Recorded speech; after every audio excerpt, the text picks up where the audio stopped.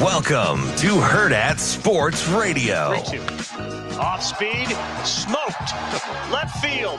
Caglione and everyone else watches another homer, and that is a new Florida all-time home run record. 1-2. This ball is driven to right center field. Wilson going back. There's no play on that, and that ball is over the wall. Emilian Petrie, a two-run shot. Tight. The 1-1. Digits in the air, center field. Tears goes back into the alley, on the move, and hangs on! Wow. Just like Hunter Hensley, Kavaris Tears up to the task. Christian Morton, 13 times this year, has homered with 2 strikes. Sprays this one down the right field line into the corner. Christian Moore continues to hit. Cal Stark gets waved around third, and he will score on a triple from Christian Moore. But not there. He's gone, comes inside. He has struck out 5 of the first 6 outs he's gotten. Play that Laviolette couldn't make. This time he pops it up behind third. Drahovac says he's got it, then it gives way to the shortstop, and Camarillo a sliding grab in foul territory. The Gators will leave them loaded. Good morning. Welcome into Hurrdat Sports Radio, AM 590, ESPN Omaha, ESPN Tri-Cities. We're live on Twitter, Facebook, YouTube. That's DB. I'm Ravi Lulla here on the Pillar Exterior stage. What's up, DB? Hello. What's going on? I'm good, man. How are you? You know, just hanging out. Yeah. Making my way downtown. No, sorry, that's Vanessa Carlton. That's my bad. That's the one where she was like playing the piano on the back of the car. Do-do-do-do-do-do. And I need you. Do-do-do-do-do-do. And I miss you. Do-do-do-do-do-do. And Yeah. Yeah, not gonna get me. Not gonna get me. Karaoke day here on Hurrdat Sports Radio. Gotta do her. That's it. That's all you got today? That's it. That's all I got on the old rep OI tree. You know, that's fair. You probably don't need with the little thing. You probably don't need to know more Vanessa Carlton's 1,000 miles than that. No. Again, God bless the English language. Trying to explain to people how to sound out repertoire. Yeah, I don't think most people that are English first language speakers know how to spell that or pronounce that correctly. Yeah. Certainly can't spell it. But I was just caught out of the corner of my eye. This was hilarious. Mm-hmm. You know, like he was mad. Who? Garrett Cole. Yeah. I'm pretty sure he thought he was going to get another inning or some more pitches. Yeah. And I think the biggest thing is I think he bet on himself at Warhorse. Because I think his total was 5.5 Ks, and he got the 5. Gotta get that over, baby. I think that's what it was. Gotta get that over, money. He's like, look, man, the heck with these umpires getting in trouble and suspended for gambling on baseball. You think he just went all allegedly? You think he went all just Jonte Porter and was like, I'm betting on myself? Yeah, man. He's like 5. What do you mean? Although I guess the number was 5.5. I guess that's bizarro, Jonte Porter, because Jonte Porter would have been like, ooh, I'm a little tight at like 4 strikeouts. Tweet. He'd be like, a little tweet. Yeah, yep. Instead of 8 minutes tonight, coach, I think I'm only good for 6. I like that Jonte Porter thought he had to check himself out of a game to hit his unders. Yeah. That's adorable. He was hitting those mugs regardless. Can you imagine? You know, he's wide open for a corner 3, and they're like, shoot it. He's like, nah. Just the pump fakes? Yeah. I think I'm good. I'm way good. No, you know, it'd be so, you just like, you do that like step back where you accidentally step out of bounds. Like, oh, shoot. You know, because guys do that all the time. Mm-hmm. Easy peasy. 100%. It'd be less obvious and be like, oh, my tummy doesn't feel good. Well, remember, we saw a stretch of that where it appeared people didn't know that. Creighton struggled with that a lot in the last. Corner 3, the line was pretty close. Man, there's not a lot of room in the NBA. Nah, man, don't be wearing any size 13s or. No, you got to wear those tight sneaks. Yeah. The toy. Here we go. Coming up on the show today. Look at me getting the lineup out early. We got what is going on? We got Brian Edwards, Vegas Insider, at 8:45. At 9, we've got Michael Bruntz, Husker 24/7. At 9:45, we're going to talk to Barry Tramel. He wrote a really interesting piece yesterday regarding the naming rights of the Big 12 specifically. He's a long-time columnist in Oklahoma and the Tulsa world. And he's a guy we've talked to about the Big 12 a lot in the past. Yeah. So wanted to get his kind of perspective. And I think I can find a way to work in a Russell Westbrook question. Oh, for sure. No, I won't do I that. think you could. No. Just sneak it in there. No. You want me to ask him if KD's really as insufferable as he seems? No. Is that a leading question? Yes. Is that one of the leading questions you don't like? That? Yeah, great question. I am totally gun shy on trying to prove points and make a reach. I put a hypothetical yesterday and didn't explain it until after what I was trying to do, and I was like, see, that's coworkers' loyalty right there. Like, that's just on a dime. Like, no, she'd just look out. You went through all that. Prove a point. I'm like, hey. Simma Donna. Donna Summer? Yeah, Simma Donna. So I thought in my head today, I'm like, you know what? I don't need to be right. I'm going to just. Yeah, right. Oh, because I got super creative. Yeah. Oh, yeah. That's just because you ever get in those zones where it's like, we're just comparing and contrasting, like, when work would go to bat for you, when work wouldn't, like working on a team, like expectation, like everybody doing their homework, kind of like that, like in a group project. So anyway, after we ended up eating or whatever, by the way, still don't know why Ryan likes you, but God, it drives me crazy. I think it's the Florida State thing. Probably. Yeah. So I'm also a good hang. Yeah, I don't know. It's a challenge. Exactly. I might be a limited doses guy, and you just get too much. Like Ryan only sees me infrequently enough. But here's the thing. The beauty of it? Like, you've made the cut. Like, I would contemplate you on the weekends. Yeah. Yeah. That's like Coach Cooper. Yeah. I'd contemplate. Yeah. So anyway, wouldn't actually do it yet, by but the I think time about I it. was done bouncing hypotheticals and solving all the world's problems yesterday with coworkers needing to be coworkers, I was like, I think I'm gonna chill on the trying to prove a point for a while.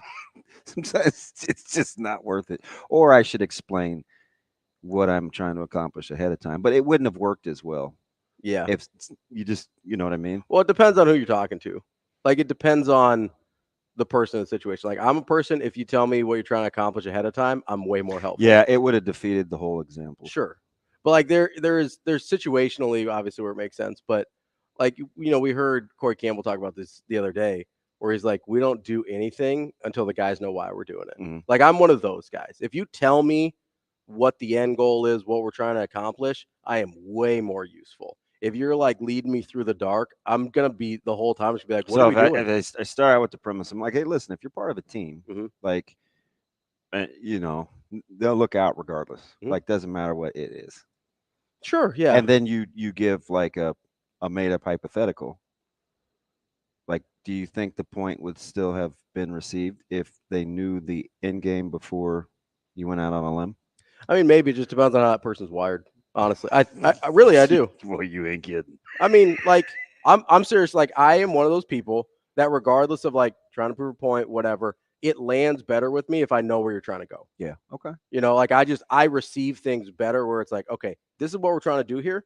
So I know, because sometimes. Is that a gender thing, do you think, or is that a individual thing? I think it's an individual thing. Yeah. Because for me personally, I know a lot of people that are just like, hey, you tell me this, we go do this. When you need this, I do this.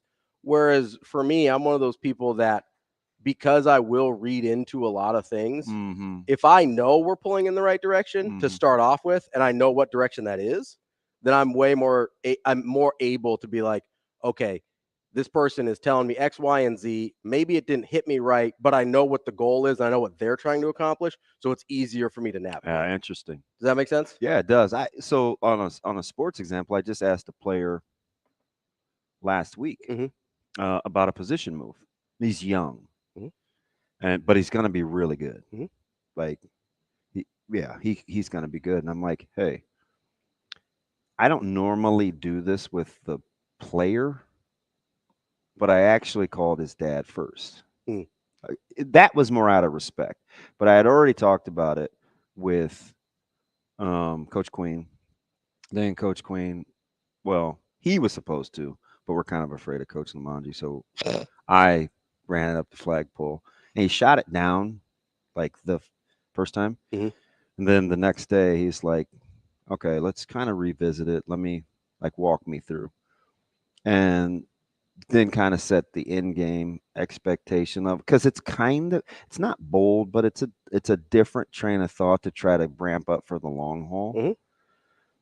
And I was like, how advantageous would it be to just say what the end game is? Yeah. And roll the dice, because you have to fast forward apart. Now, this is assuming that we're in the thick of things at the end of the year. Sure. Right. Yeah. So you have to, and sometimes as coaches, you have to be kind of, or people in positions when they're going to try to project the end game. You have to know that you're assuming something, mm-hmm. and it has yet to happen, and you can be spooked by that. Well, and it's 100%. Like, well, and you have to be able to say that out loud, especially with a player like you're talking about.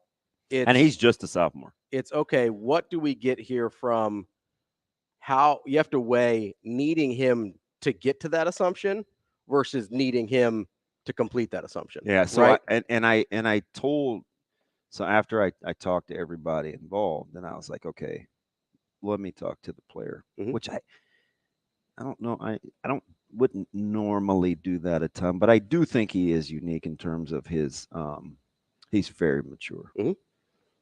And we had some interchangeable parts. I'm like, hey, we've seen this blueprint work before. We did this with this one kid mm-hmm. where we put him at this position, and 2 years later when he graduated, he didn't play that position, but it was the way that we could. Yeah. Plus, it could help schematically down the road. Well, I mean, also there's just a certain value of getting guys on the field, and I have to trust that he can handle that. So yeah, that's the part with. You have to be able to trust they can handle the end game. Yeah, right. Yeah. So if I walk you through where I want you to be, mm-hmm. and then I go through it anyway, it's like, so that's totally understandable. And I think there are some people where it is, you kind of just sit there and you go, okay, this person probably needs to take it one step at a time. I probably don't need to project the vision for them, because sometimes people get either overwhelmed by the totality of it, or they get kind of lost in the weeds, or they can't stay in this step knowing all the steps ahead.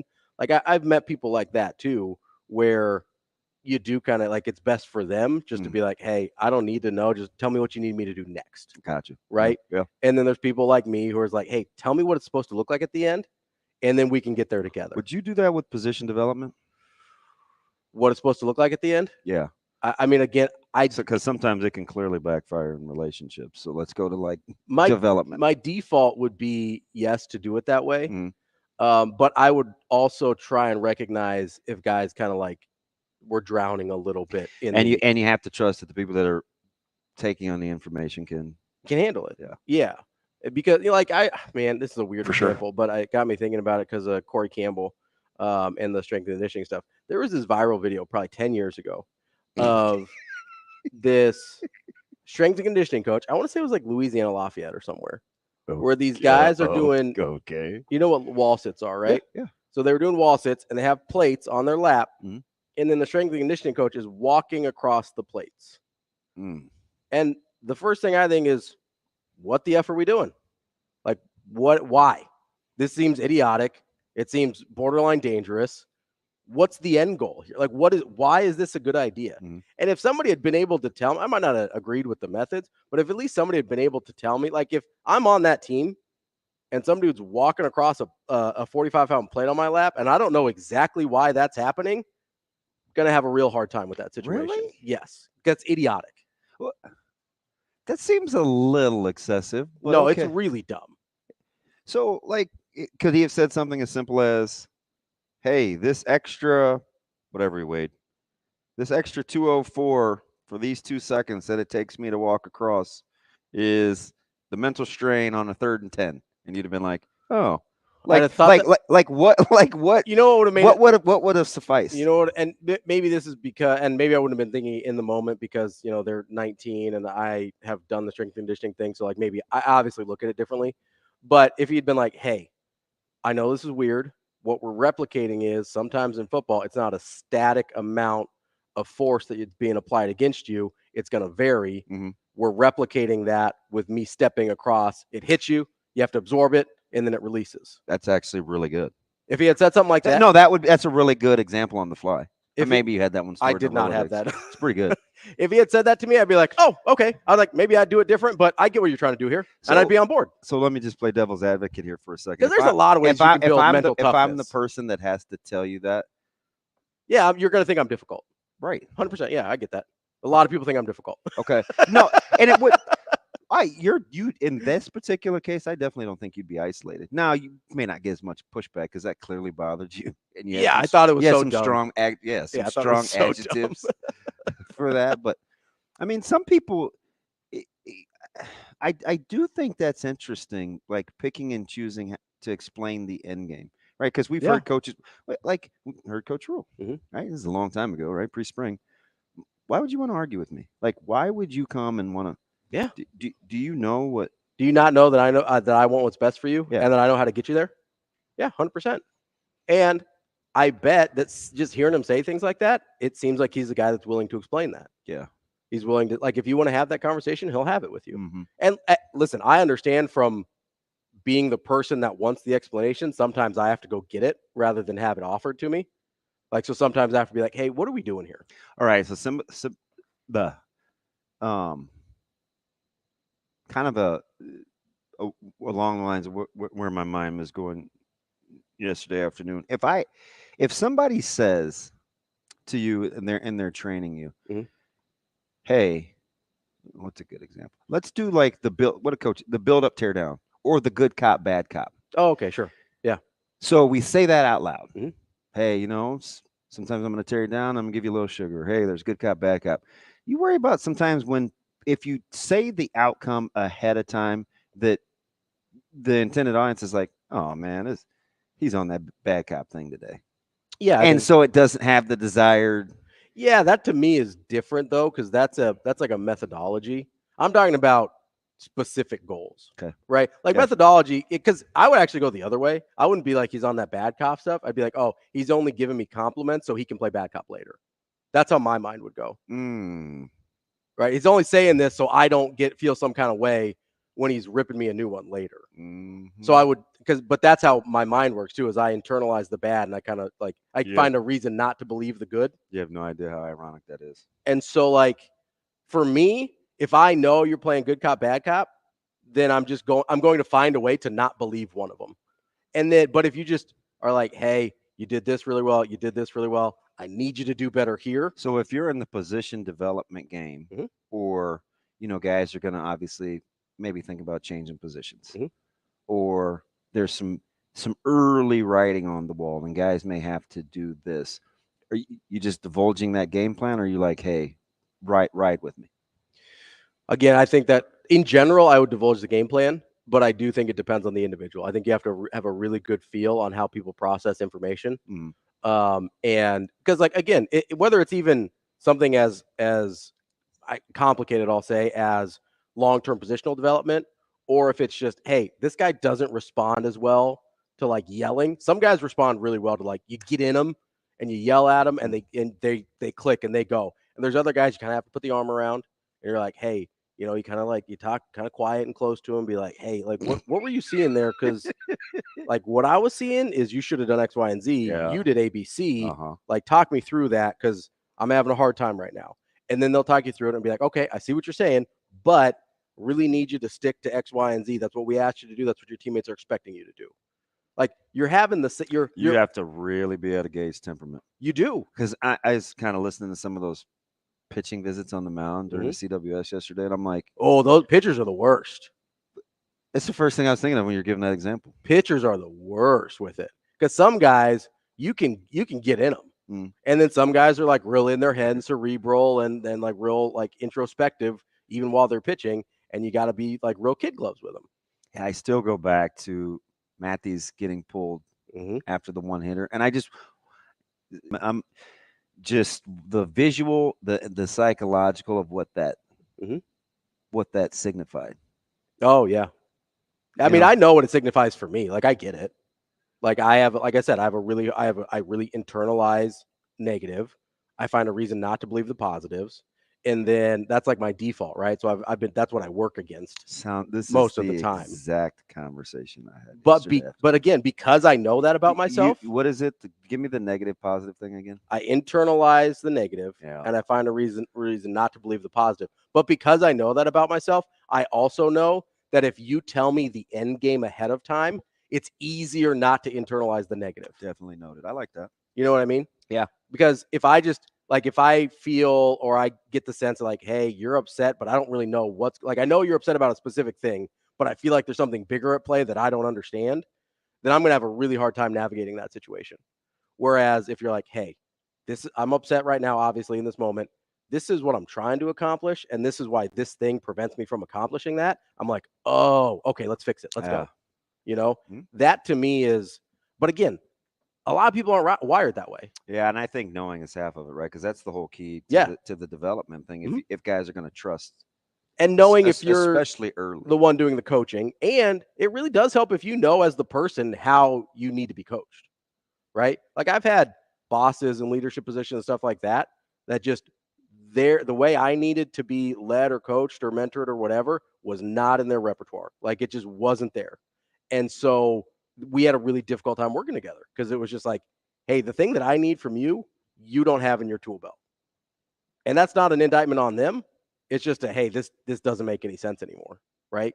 Because I can't get any better if you aren't able to coach me in the way that I need coached, even if I'm trying, like genuinely making an effort. Ryan, we were having the conversation last night about you needing to bring X, Y, and Z to the table, and me as the coach or the developer, whatever, I'll handle the rest. And we're just like, how many people do you think, and this happened to be along the lines of coaching, but it's like that in leadership with, boss, employee, whatever, people are willing to do that though. Because we kind of talked about it a little bit with development last week where it's like, and you said you'd pick the ladder.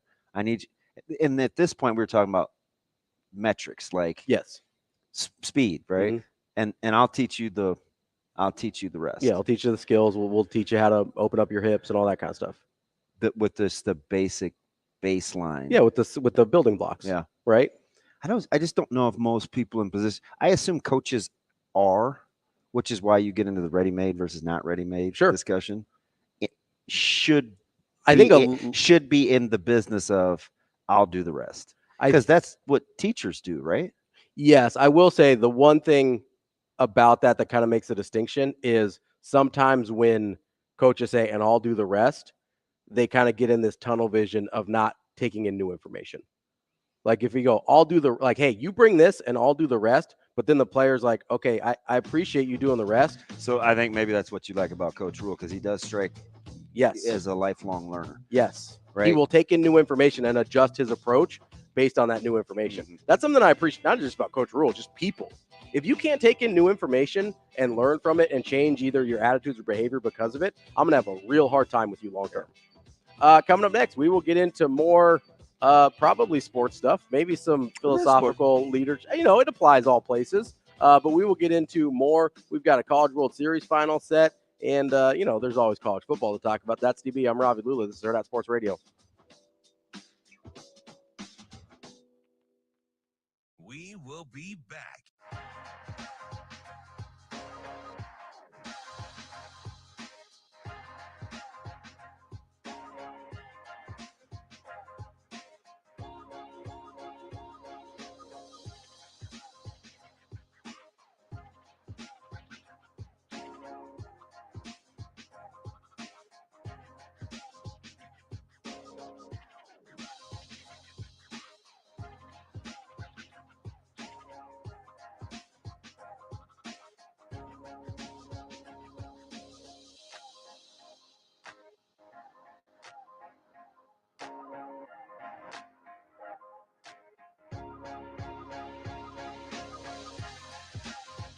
We will be back.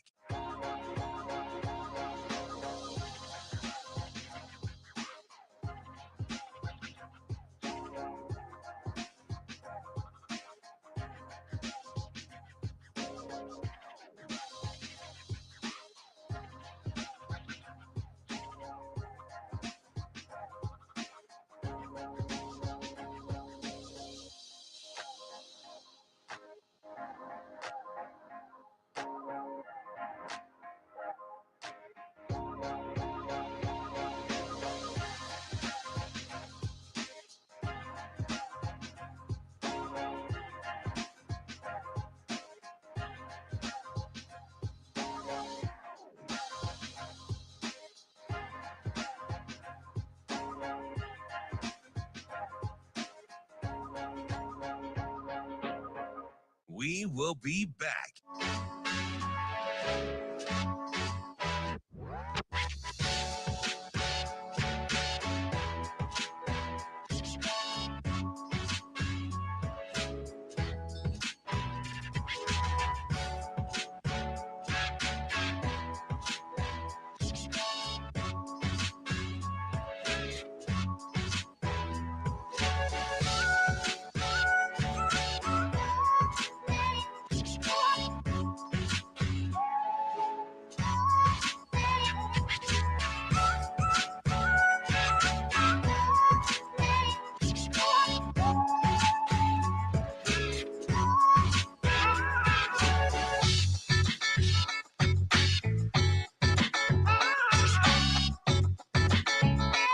We will be back.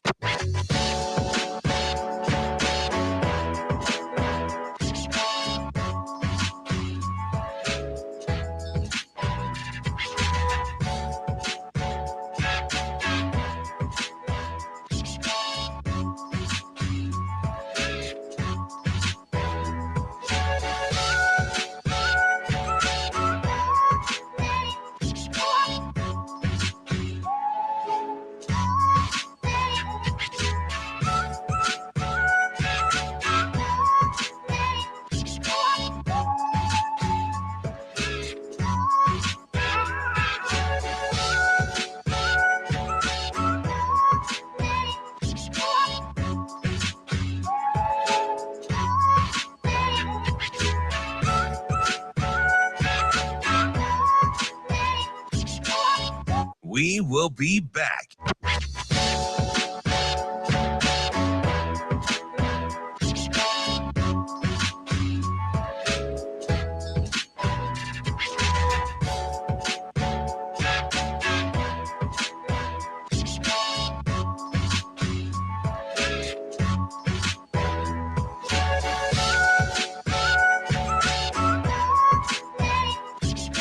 We will be back.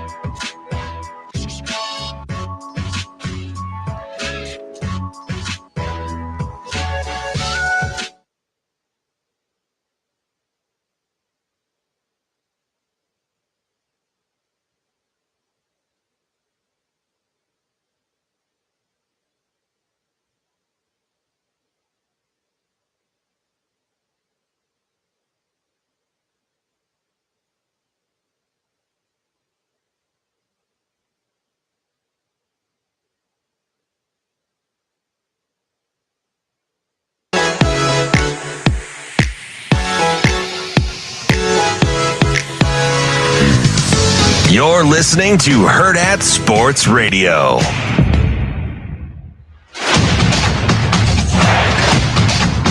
We're back here on Hurrdat Sports Radio, AM 590, ESPN Omaha, ESPN Tri-Cities. We're live on Twitter, Facebook, YouTube. That's DB. I'm Ravi Lulla here on the Pillar Exterior stage. Getting into some discussions on leadership and player development in that first segment. Good stuff there. It's a weird thing that applies to almost everything, right? And, as I'm kind of thinking in the break, as I'm going through what I am asking of people as coaches and leaders and stuff, and I understand it's one of those simple versus easy things again for me. Like, it's a pretty simple ask. Is it easy to do? No, not really. Like, you have to have, as a leader, coach, mentor, friend, whatever, A leader. you have to have a. Sometimes it's just in a simple relationship. That's why I threw friend in there at the end. Like, it's really, it takes a good level of kind of emotional intelligence to be able to read what the other person needs, and it takes a good amount of emotional maturity from the other person to be able to express what they need. Like, it's a two-way street there, and I don't want it to feel like I put that all on the person in either the leadership position or on the person who is, the coach or mentor or whatever, right? Because I understand, as the difficult one in most of these situations. You talking about your personality? Yeah, myself. Yeah. That I can't expect things from people that I haven't verbalized, right? And so I've tried, and I'll over communicate sometimes because of that. And I think that can also be frustrating for people, but that frustration is like short-lived and like almost gone immediately. Whereas if I just let it sit, that's a long-term frustration. How much player feedback would you be willing to take in? I think you have to be willing to take in a lot in order to understand guys' personalities well enough. Mm-hmm. And you have to be pretty secure in what you do in order to do that. And I think you can set up channels. Like when I was coaching basketball, we would be like, hey, in practice, just let it ride. Like whatever we're doing, just let it ride. If you've got questions, come to me later. We'll talk about it. Like that was just the rule. It's like, hey, we only have so much time. Like we can't bog down practice for this. It wasn't even like, don't call me out in front of people. It was just like, we don't have time. I don't have time to have the explanation when we've got X amount of time to be on the court, right? So as soon as we're done. Coaches are like that too. Now, ideally. Oh, I was talking as a coach. No. Coach to coach. Oh, sure. Yeah. Ideally. Yeah, it was the same rule on the coaching staff. Ideally. 100%. You don't have those questions real time. Like you've either pre-practice or your staff meetings or whatever. But there are sometimes you watch it play out on the field or the base and you're like, what are we doing? Yeah, I don't know. Yeah. No, yeah, that was the same. It looked a lot better. But in my head, it looked bad. But don't let that ride. Yes. And I've had, and it's just interesting how my head coaches have handled that, right? Like some have, so there's three really good ones, obviously. One had the capacity to have the conversation real time because he was more of an overseer. Sure. One was very, very calculated and smart. So that it took more time to kind of sink in if you were going to have some pause. So may not get to it that day, maybe that night or the next morning. It was like, okay, so back to, and then the other one, just don't do it until after. Yeah. Doesn't matter what is. And he may be the most receptive of the three. But it just has to be at the right time. Yeah. And it's kind of. Which is interesting as I played that out in my head. What do you mean? Because they all have their advantages. Sure. 100%. Right. Because in real time, you can make the corrections in the moment. You didn't waste whatever, if it was a bad idea or whatever was happening. The second one where you give it like 12, 24 hours, then it gives you time to think about it. Yep. Be like, oh no, I maybe understand what this was. And just in the moment, or needed a different vantage point. Yeah. Or to see more than one or two people try it. Yeah. And then you get through it and you're like, oh, okay, that kind of makes sense. Yeah. And then the third is obviously you don't interrupt practice, but you get to it pretty quickly. And then obviously the coach being receptive to it is kind of the biggest key there too. But it's kind of funny you mentioned the kind of overseer role, because when I was coaching, I was an assistant, but our head coach was very hands-on. Like he was the teacher of the group, right? So I kind of, as an assistant, became more of an overseer. And we actually did sort of even build in channels. Like I was the big picture guy. I was like, okay, I'm trying to view this holistically. He's trying to teach a specific thing right now. And we would even sort of build in channels at a certain point where it's like, hey, if you have a question and you're not in the drill in the moment, go talk to Coach Lulla. And he'll either tell you, hey, bring this up to me later, or he'll give you a quick explanation if he's got one now. Certain amount of trust too. Right, yeah. Well, between the coaching staff, for sure. Yeah, 100%. Because we've been there together for a long time and we had played together. And he's like, okay, Coach Lulla knows what I want. If he's got a good answer for it on the spot, he can give that answer, right? Because he's not in the nitty gritty doing the skill teaching and all that kind of stuff, right? And if there's some guys that players-wise do better with an answer immediately, right? Because they'll be not checked out, but they'll have a hard time focusing the rest of practice if they're still trying to figure out why were we doing X, Y, and Z, right? So you kind of killed two birds with one stone there. But again, you have to have an immense amount of trust in your other coaches, and the players have to have an immense amount of trust that if I tell you, hey, that's a conversation for after practice, that I'm not just blowing you off, right? That it's not just like, I don't know why we're not doing this or why we're doing this, and I'm blowing you off, and I'm hoping you forget about it. That also can keep you from catching feelings real time too, right? Yeah. Like as a player, if it's not, because I just watched a ton of staffs, and some look like they have kind of volatile practices, others look a little smooth, others, it's just I just seen lots of variance between those dynamics. But I think it has to start kind of coach to coach before it can go coach to player. I think that's fair. At least as I've kind of seen it work in healthier models. Well, and it kind of brings up, we were talking about, like tactics when we're talking about how we never bring up tactics or scheme or whatever with Coach Rule, right? Very rare. Almost never. I don't know anybody that does. The only person on staff we've talked about tactics with a great deal was when we were learning about the 3-3-5 with T. White. That's about it. Because we didn't know enough about what the offense was going to look like. Yeah. So we didn't really have. Yeah, and we were learning about the 3-3-5 because we never really had it here, and so we're like, let's figure out what's happening with this guy. Did we talk much about were we general? Did we say power run game? Did we say spread? Did we say? So did we do any of that? Or I can't even remember. The only person I think we did say talk about QB run game. We talked about QB run game, and honestly, and I'm not trying to toot my own horn here because I will if I get the opportunity, but the only person I heard talking about Satterfield is because I had gone back and watched a bunch of South Carolina games. Well, I think we were the only people talking about it, and I was talking about. I do remember. I knew something hurt me. Gosh. I'm like, what is that? What is going on? Anyway,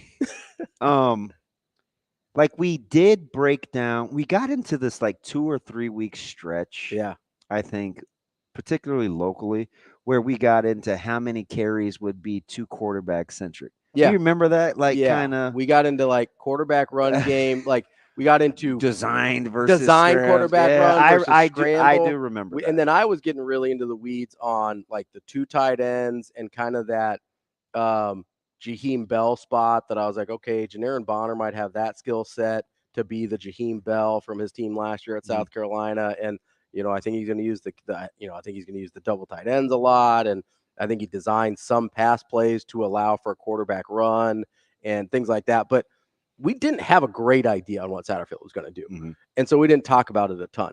But talking about dynamics on staff, talking about schemes, and even talking about strength and conditioning, there's this kind of old adage in weightlifting and bodybuilding and powerlifting when you're talking about different plans, right? Different workout plans, different methodologies and stuff like that. And it's basically, it all works. All of it. It all works. If you go lift weights, you're going to get stronger, you're going to get bigger, you're going to get more muscular, right?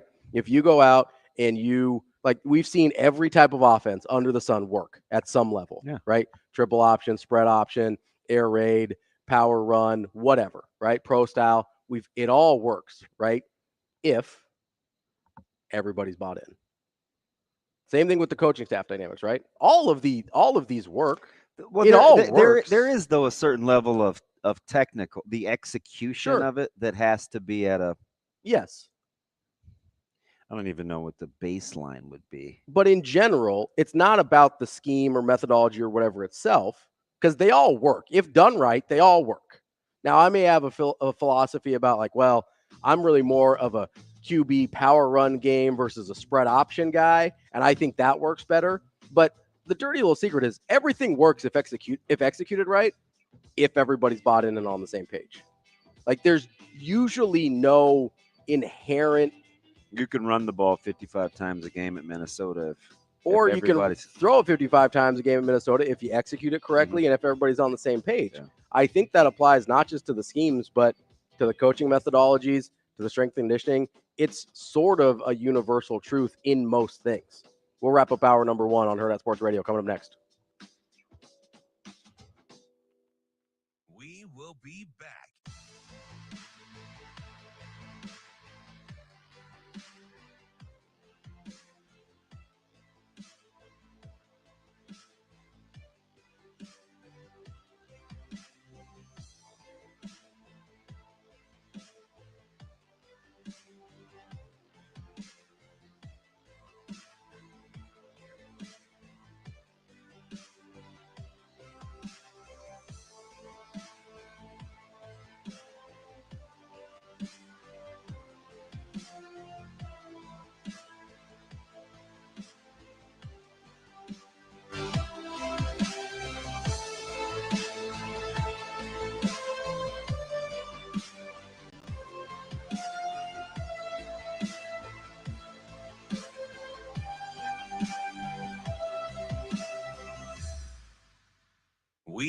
be back.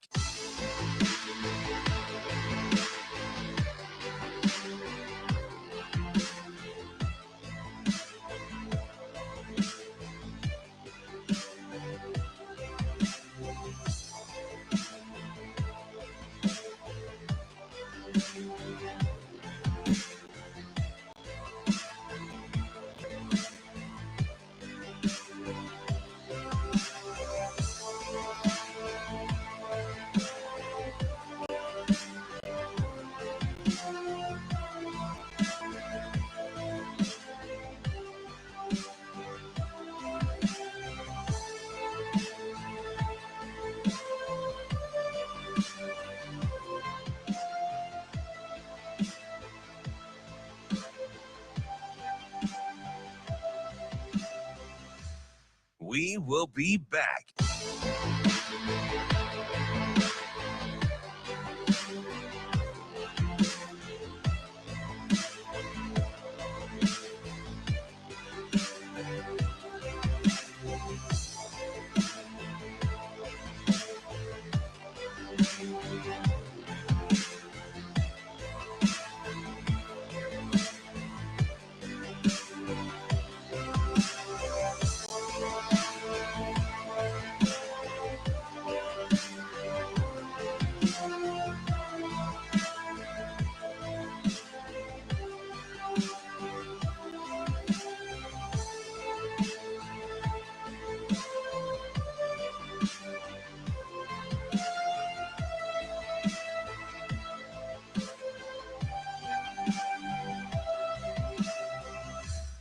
We will be back.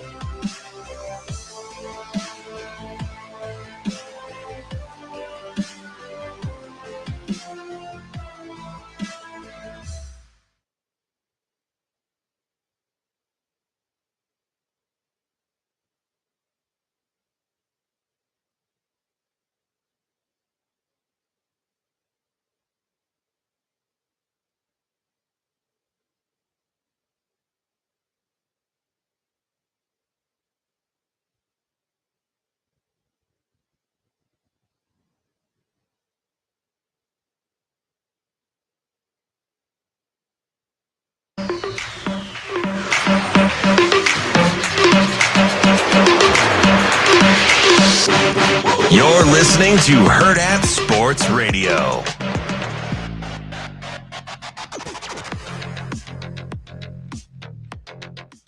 We're back here on Hurrdat Sports Radio, AM 590, ESPN Omaha, ESPN Tri-Cities. Wrapping up hour number 1, live from the Pillar Exterior Stage. That's DB. I'm Ravi Lulla. We've got a lot going on here in late June. All of a sudden, Dude, this thing is it's flying by. We're going to be in Indy in like a month for Big Ten Media Days. We got a lot going on. I got 2 weeks of team camp coming up. Yeah, going to get after it. Yeah. You excited? I am actually. Doc Sadler? Yeah. I know you get geeked up for the coaching stuff. Mm-hmm. Like that's like full DB. It's a fun year too. Mm-hmm. Oh, well, it's a challenge, right? Yeah. I mean, we'll be good enough to be dangerous, but we got work to do. We got plenty of work to do. Like it's a very different dynamic going from last year to this year, right? Is it? But even at no time last year did I believe Sauter when he said this could go down as one of the greatest teams of all time. I know you didn't. Do you remember that? Yeah, I do. He said it before the season started. Yeah, and he'd only seen two. Yeah, he saw like two practices. Like, yeah, and I was like, and I asked him the other day because, I just wanted to. I hate to give him too much credit about much of anything, but I was like, at no point even did I think that, and I see us every day. Yeah. Well, I think you have an ability to be more in the moment with it as you're in the thick of it. But yeah. I also think you knew. Plus, what he was saying was really, really, really lofty. Yeah, it's a huge Right? statement to make before you played a single game. Yeah, I'd seen 03 Miller North. I'd seen 14 North. I'd seen 19 Bell West. Yeah. I'd seen 85 Prep. Like, you know what I mean? Like that was. And I mean, that's the list, right? Like those. Well, that West Side 80. I didn't see 83 West Side, 82. I didn't see those guys really because I wasn't really going to games yet. Mm-hmm. It was probably about another I was like 2 or 3 you were years. young then, Yeah. But I do remember like 8 or 9, man. I would be rolling to games with my dad. And that, I mean, but that's generally the list of the best of all time. So you're looking at, okay, I know what these teams look like. And I just either had coached against or seen pretty up close and personal. Yeah, so I was like, Yeah. And so, but you still knew that you guys had an opportunity to be really, really good. Yeah. Right. Yeah. And I think you expected that to be really, really good. It's a different dynamic when you're like, hey, I know what we have here, and we've got to do everything to keep these guys focused and to keep it on the rails and to fulfill what I know is there versus like, hey, we got some developing to do. We've got some challenges to overcome. We've got some coaching to do to get these guys to the point where we think they're a good football team. Our handbook, like the cultural roadmap, has some of the same main points, but it couldn't look any more different tactically than a year ago. For sure. So it's like, but and I say that to say, I think sometimes I would say this about, and I turned out to be wrong in some capacity, but when I would say about Creighton baseball, it's like at some point when they were beating Nebraska, I'd say at some point you just have to acknowledge this is a good baseball team. Yeah. Right. And I still think they were a good baseball team. Yes. It's strange year, or I'll say, at some point you have to say blank. Well, like with Nebraska basketball, like at some point you're just like, hey, this team's pretty good. Yeah. Like they're just I did. Yep. I did or say it. I said with the offensive line, at some point last year, you have to be like, hey, this is a pretty good offensive line. And like with this football team, I think at some point, and I get it, because Coach Rule said that a lot. He's like, you have to earn the right, right? When he was talking about going to Minnesota last year. But at some point, you got to be able to say, hey, you know what? We should win the opener. Yeah. We should beat UTEP. We should, and then fill in the blank. And like, don't you have to be able to turn the corner to be able to say that out loud to start to grow as a program? If you, and I get coach speak versus, or, the reluctance of a fan base that or maybe external versus internal communication. Yeah. Where, maybe we're reluctant to embrace that, but that's okay. Like, it's okay to say out loud, I fully expect to be, and then fill in. At some point, you have to be able to do that. That's why I can look at, and I know this is taking it further than what you're talking about, but that's why I can look at a schedule, and I'm not going to go, hey, they're definitely getting 8 wins or whatever, but I can look at, that's a winnable game, or that's a game they should win. I'm not taking anything for granted because I saw them lose to Georgia Southern, but like I can look at UTEP and be like, that's a game you got to win. Yeah, North Dakota wasn't that long ago. Right? Like I can look at that and be like, hey, I saw them struggle for 3 quarters with Buffalo not that long ago. Like, that's a game you got to win. That's a game you got to take care of business early, and that's a game you got to get some reps for some younger guys. So I can look at it and say that and still understand you have to go out and get it. See, that's I kind of, my personality says, yeah. But the practical aspect of me doing that, I'm not sure that I'm very consistent in that. So I wouldn't look you in the face right now and be like, oh, yeah. Because I'm very, very, very reluctant to use the word should. But I think I do believe it. Because Nebraska should always beat UTEP.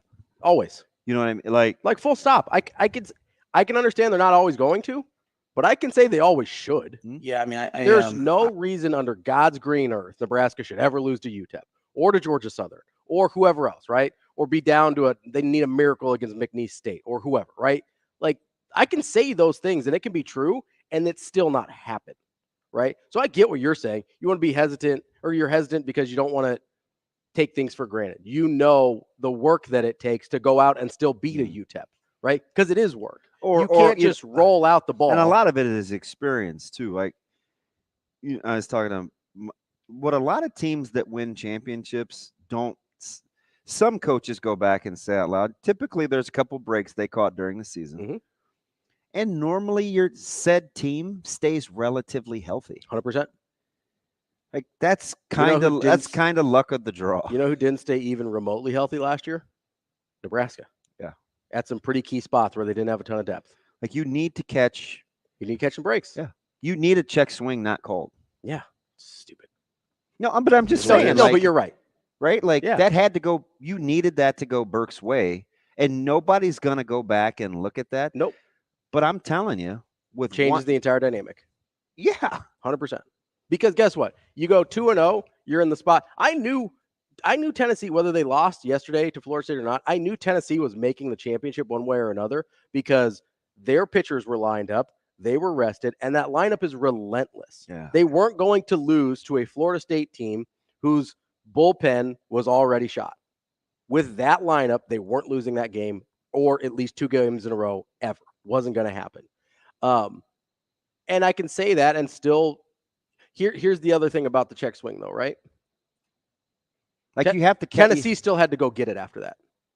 They still had to go get it. Right. Right? Like that wasn't the last pitch of the game. It wasn't like it was a wild pitch and the run scored and whatever. And there were still game after that, right? So I can sit here and tell you. Like Burke still had to hit the rock. Yeah. And a couple guys after him still had to also, right? Like you have to sit there and understand, yes, that changed the dynamic of the game. Florida State and Tennessee both had the same opportunity after that, and Tennessee took advantage of Florida State didn't, right? Like there is, you still have to go get it. The practical application of that, sure. But I think the one thing we kind of discount is the ability to handle emotions. In the moment, 100%. It's huge. It is. 100%. Like, and I said this in real time at the moment that I didn't think Oxford was in a good mental space when he came into the game, right? So after the check swing, like, yeah, he's in a bad spot. But that him being in a weird spot mentally or emotionally or whatever, I get it. It's so I get it.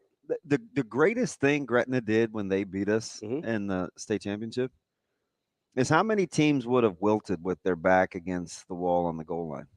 A lot. Yeah, 100%. Especially in a game a lot of people didn't think you were going to win. Mm-hmm. You know what I mean? Yeah. So I'll never, and I've just seen it too much to not. It's like when Montgomery got hurt, and you see them offensively the very next inning. It was like, how'd these guys just light switch that a moment? Like I can appreciate that. Yeah. The same as it's what I would rally around if, and unfortunately, Nebraska was on the wrong end of this, but you have 2 turnovers in 17 seconds, and one team got out of their fields immediately. The other did not. Yeah, the other one couldn't get past it. And it changed the course of the game. Changed the outcome. In mere seconds. Yep. Right. So I think, you look at hockey. Like at some point, Florida's got to say to themselves, okay, we got to get over the hump. Yeah. We got to win one game. Emotionally. Right. So I just think we totally undersell. Shoot, how long do we make fun of the Celtics and their temperament? Soft, man. They don't stay on the gas enough. Oh man, their superstar says this. Still don't like Jason Tatum, but their superstar says that, or yeah, and it's like, I think that is seriously undersold, especially if you want to win at a high level. It's certainly not something you can ignore, and that's totally fair. I also think it's still it is something you can do. Like you just gave a bunch of examples of people that did it in the moment, and it's hard. You know who couldn't overcome their emotions, even though they were clearly the better team? Who's that? There's no reason Golden State should have folded with. They couldn't rally after Draymond didn't play. Just 100%. You almost talked yourself into when we get him back. Like you're like, we can give this one away. Yeah, so just managing things in the moment, I think we way undersell. And it's way harder than, I can sit here and be like, oh, well, you just have to get past it. You have to go and execute the next pitch. I get it, right? And it's way harder than that. How many times yesterday? But it's still true. How many times yesterday during that and I think we were texting back and forth during Florida and Kentucky, they're like, just throw strikes. Yeah. Didn't you want to say that 15 times? You could hear it. Yeah. Just like, hey, just throw strikes, buds. Coming up next, we'll get to hour number 2 here on Hurrdat Sports Radio. That's DB. I'm Ravi Lulla here on AM 590 ESPN Omaha, ESPN Tri-Cities. We will be back.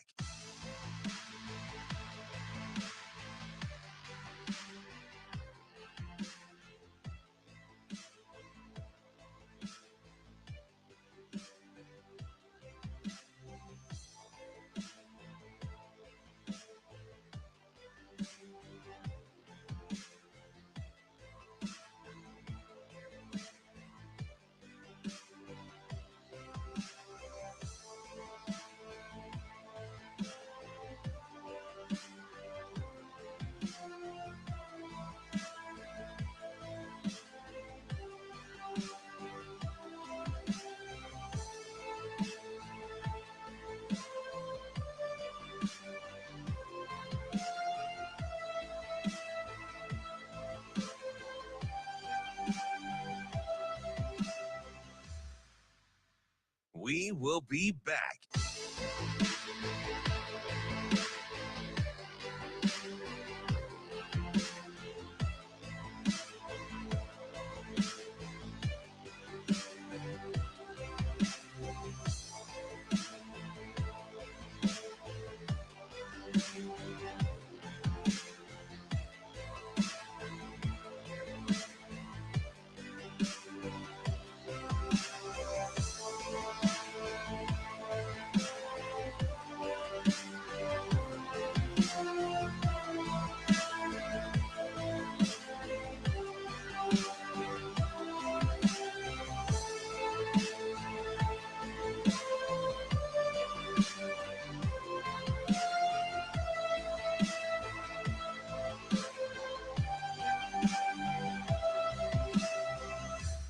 We will be back.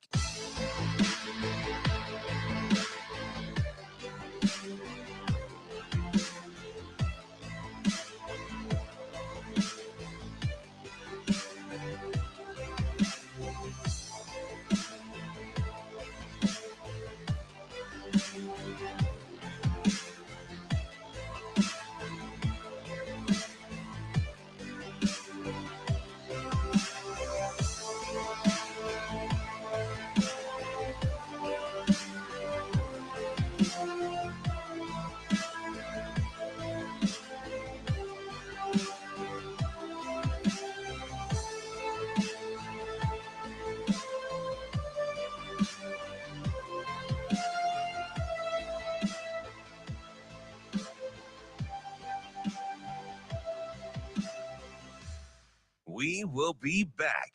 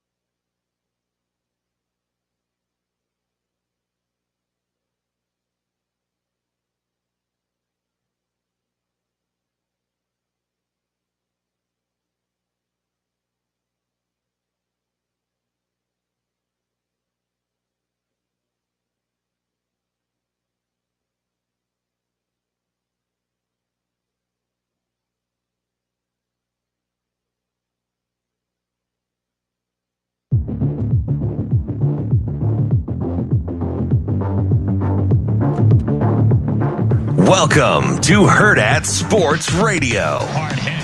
This is by Lodi's. Back to the bullpen and gone. Back to back for the Knowles. Within striking distance in the seventh. Pitching in relief as Burke launches. Right center field and gone. Crushed by Blake Burke for number 20. We are back, kicking off hour number 2 on Hurrdat Sports Radio, AM 590, ESPN Omaha, ESPN Tri-Cities. That's DB.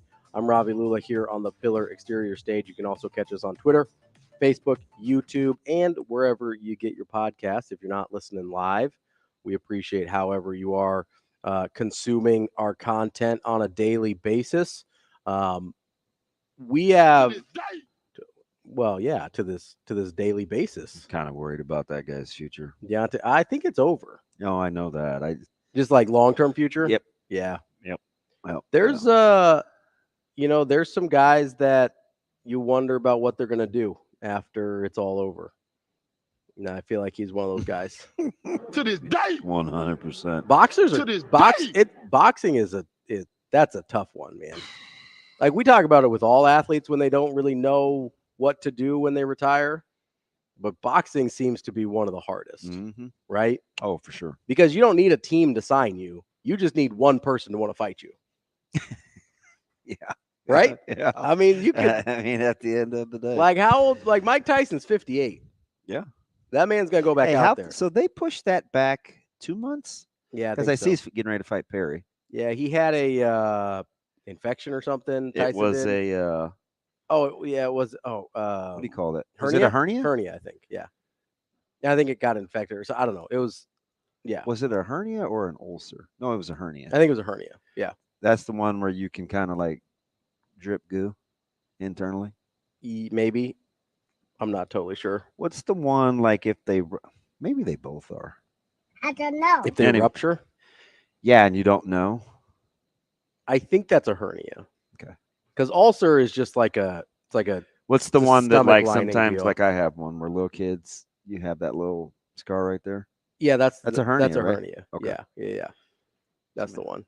Maybe it's not that big of a deal. I mean, probably don't want to fight with it. No. no big deal. No. Not trying to get somebody to punch me while I got that. I got one of my dogs after hernia surgery. Really? Mm-hmm. Yeah. I think it was Biggie. Gangster. Dude, you talk about run up a litter. It's a little dude. He's a little dude. He doesn't take nothing from Buddha though. No.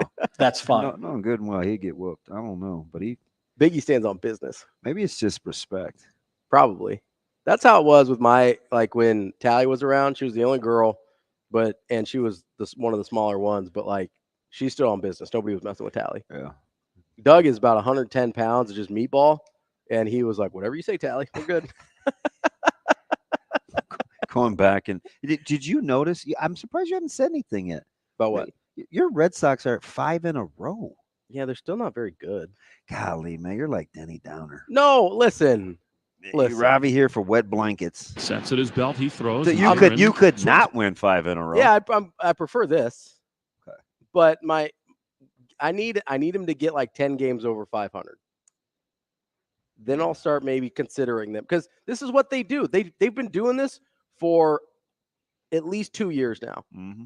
Where they'll be like, oh, hey, 6 out of 7. Nice. All right. You got to admit, though, after whatever, 76 or 75 games to have 40 wins, like you're good. Right there. Good. Okay. Not good. All right. I'll take it. They do this the last 2 years.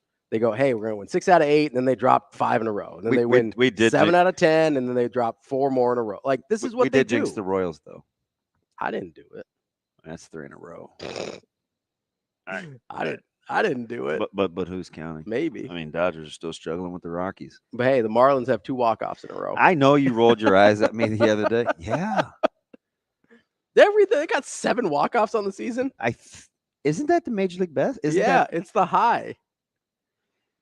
And it's got to be by far the highest percentage of wins being in walk-off fashion. I remember I said to one of our local colleagues, I was like, is this finally the year this staff is going to live up to the billing?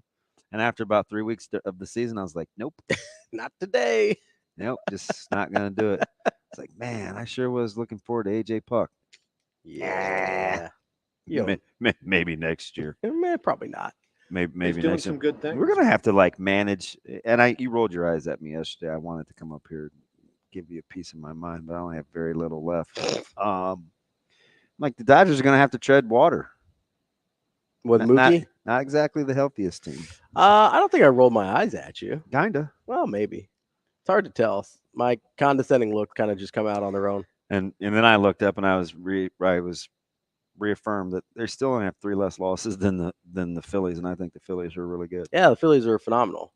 That's why I roll my eyes at you, because you're always like that with the Dodgers. You're like, oh, not very good. And it's like, hey, they have the second best record in the league and incredible run differential. Au contraire, Monfrere. They should be playing in more World Series than they have.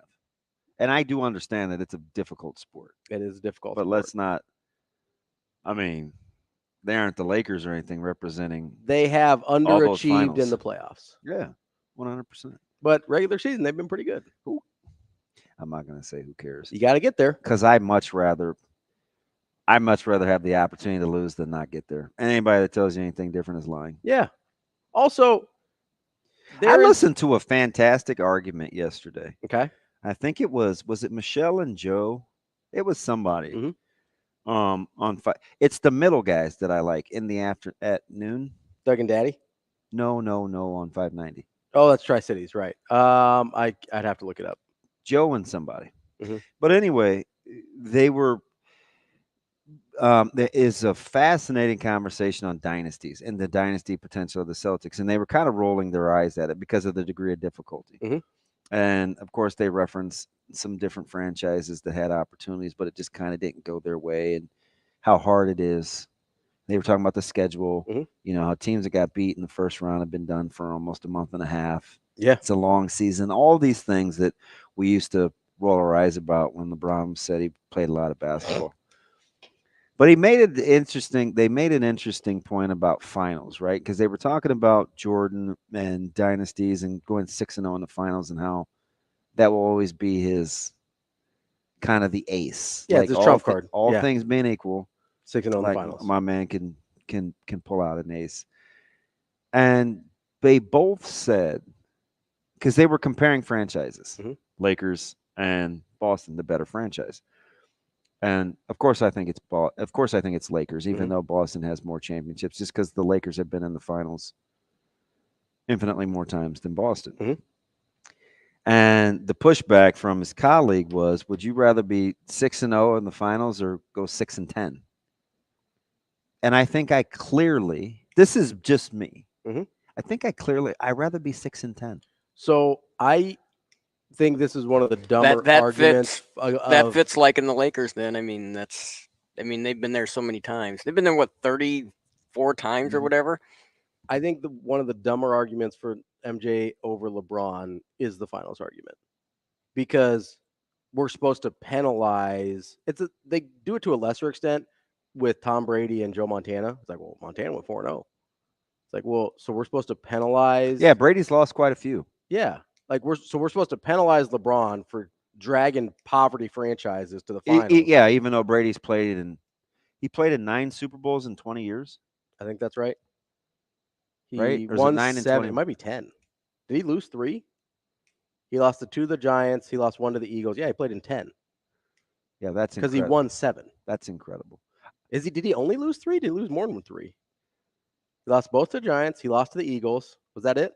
Yeah, because they came back. They got the Falcons. They beat the Seahawks. Yeah, so I think he's made it 10. He won 7 out of 10. With Tampa. You think he rather would be? Is it more impressive to be 7-0 or to have gone to 10 Super Bowls and won 7? 7-0. I said no. No. Yes. Yes. Like, do we give Peyton Manning? I don't. I think I'd rather have played in 16 finals than gone 6-0. Look at just the opposite. If you're the Vikings or the Bills, when you're 0-4, you've gone the 4 Super Bowls, but you're 0-4. But you're still a better franchise than somebody that's not been to any. No, okay. So that, in my opinion, is a different discussion, because I think if the Bills would have just won 1, yes, then that's more impressive than a one-off somewhere else because they went to 4. Like if the Bills had gone 1-3 instead of 0-4. Let's just pretend magical world here. Let's slip into an alternate universe. We'll Doctor Strange this thing. Just get over there. Okay. So let's say the Bills go 1-3. Let's say Scott Norwood makes the kick. They go 1-3 in those 4 Super Bowls, right? That's more impressive, in my opinion, than Tampa Bay one-off.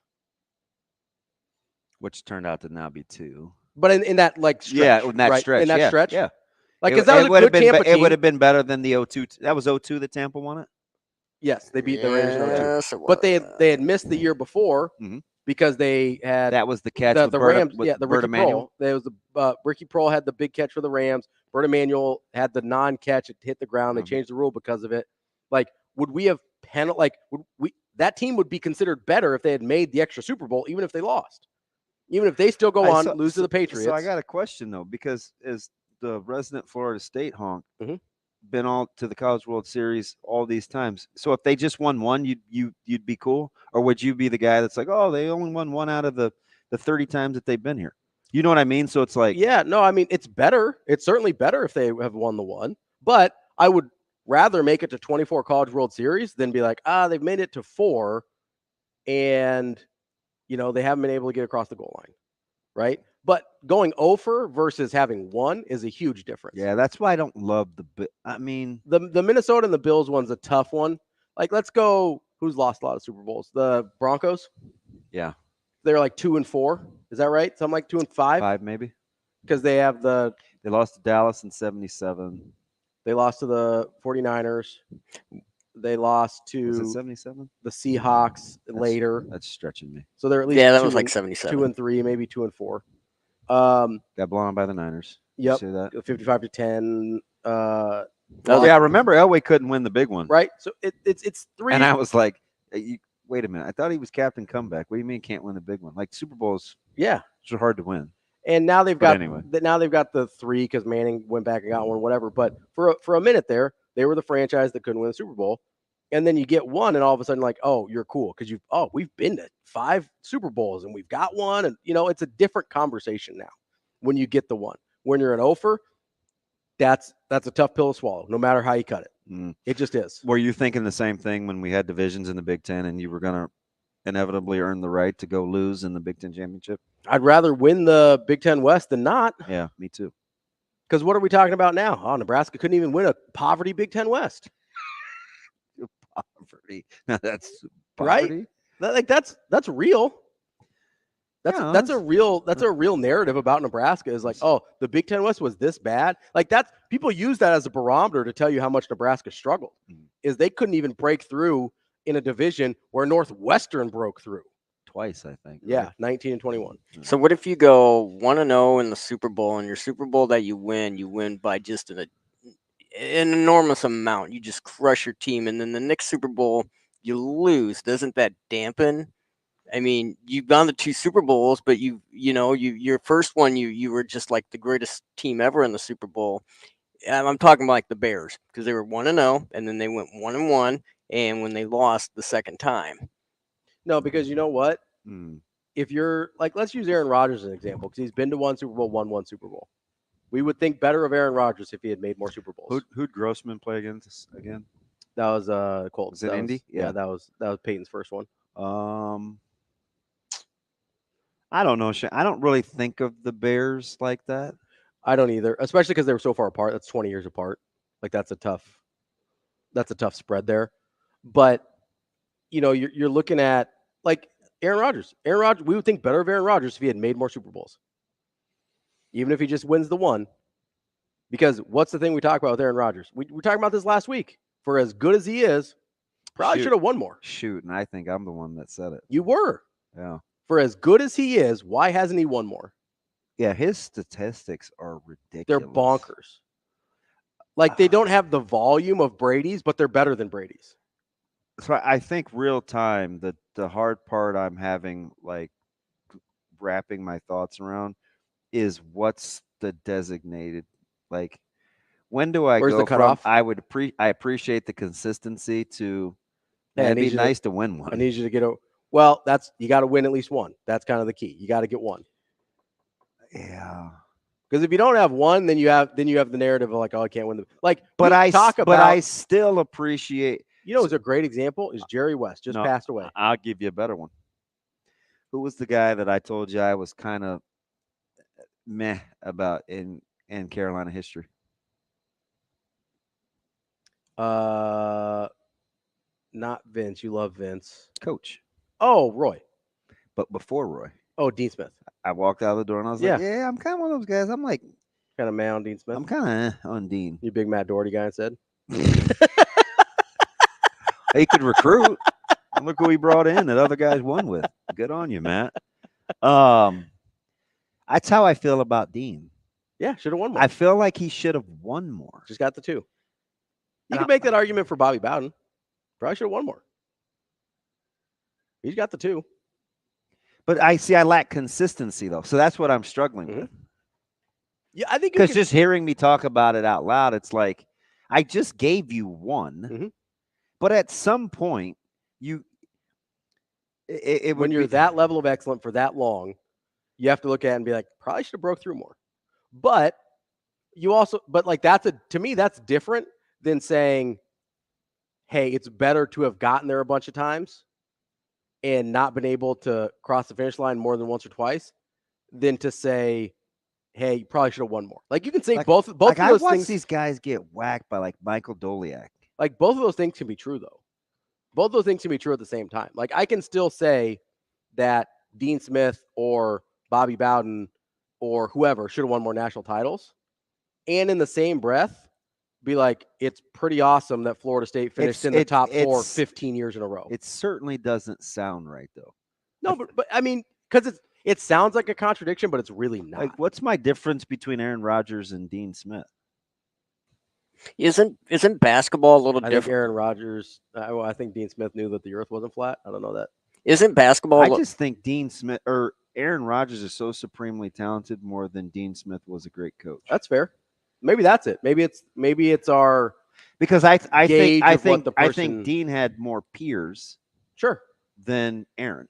That's definitely fair. But I also know, like, I can say, like, baseball is the ultimate or football is the ultimate team game.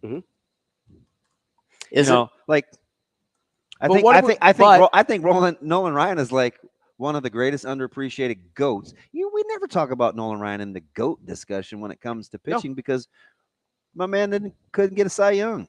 Yeah, that's a writer's problem, not a Nolan Ryan problem. But isn't that's a voter's problem?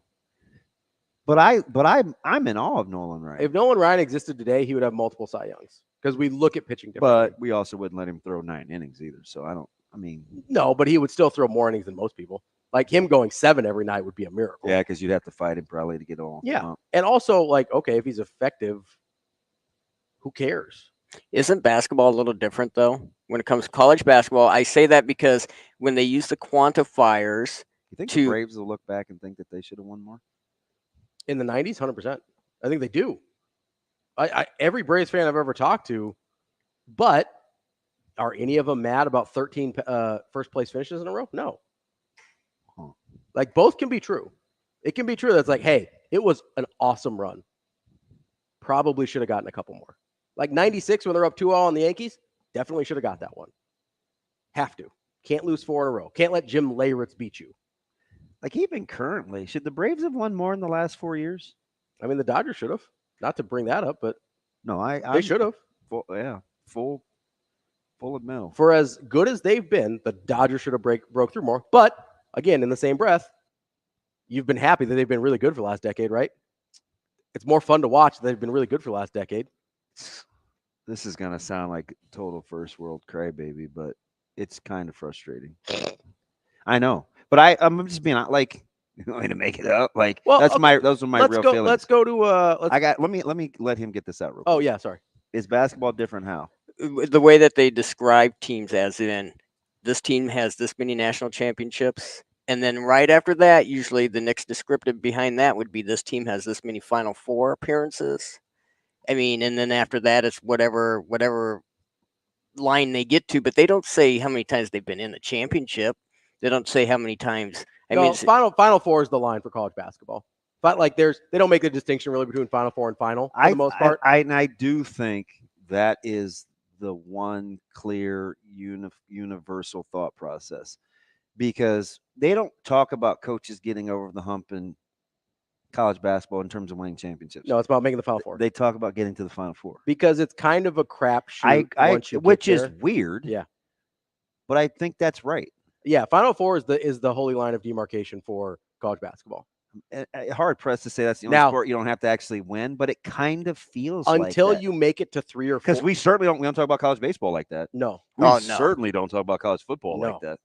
But if you like, until you get to like multiple Final Fours, nobody asks the question about you not winning it. You get to several, and people are like, "Oh, are they going to break through ever?" That's funny too, because I wonder when the shine wore off of. Look I wonder when the shine wore off there in East Lansing. I'll say, look at Izzo. I knew you were going at some point, and like in my head, Yeah, I'm like, if we stay on college basketball, this dude's coming up. because wins the title in 2000, and then they've been really good for the most part for 23 years. And last few, man, whatever, but for 20 years they were incredible. Made a bunch of Final Fours, still just the one title. Has the shine ever? You ever hear anybody? Maybe the last couple of years, right, when they haven't been that good. But before that, anybody ever say a bad word about Izzo? And no, it was death, taxes, and Tom Izzo in March. Yep. I was gonna say even as recent as last year. Yeah, because we talked ourselves into Michigan State, Tom Izzo, consistency. How about I hate to keep jumping, but we're in college basketball. How about Ware getting a green room invite from Indiana? It's a weird draft. Might be sitting there a minute. Where would you be, out on your boat somewhere? Yeah, I'm just vibing. Who was the great left tackle? Played in Cleveland all those years. Oh, Joe Thomas? Yeah. Out there on his boat getting the call. It's a top 10 pick. Listen, I wouldn't want to sit in that room unless I knew. I would not want to sit in that room thinking I might be there for 2 hours. Like you want to talk about tough hangs. You can pan the camera into my living room when it's time. So you're not going to be the at least I got an invite guy? No. Or at least I played the finals. No, that's great, but like that's a different deal. Because I'm kind of with Will here. He says, Jordan had 13 postseasons, 7 of those didn't even make the finals. LeBron has 10 finals and 18. I think both would have rather made more finals. Yep. Everybody would have had losses than not get their 7 or those 8 seasons. Because in the moment, Michael Jordan believes if he gets to the finals, he's winning that mug. I still think it's different for different sports, especially the more. It is. The more we talk through it. It's different for different sports, but there is a point in every sport where you're like, it's better to make it and lose than to not make it at all. I just think it goes back to the original discussion of you have to catch some – when you're talking about championships. Got to catch breaks. You need breaks. 100%. Always. There is not a single championship team that you can look at and be like, they didn't get at least a little lucky here or there or wherever else. Right. Golden State didn't get Love. They didn't get Kyrie. Yeah. Right. But then 2 years later. Cleveland gets no Draymond. And then Curry fouls out in game 6. Well, that's part of the game.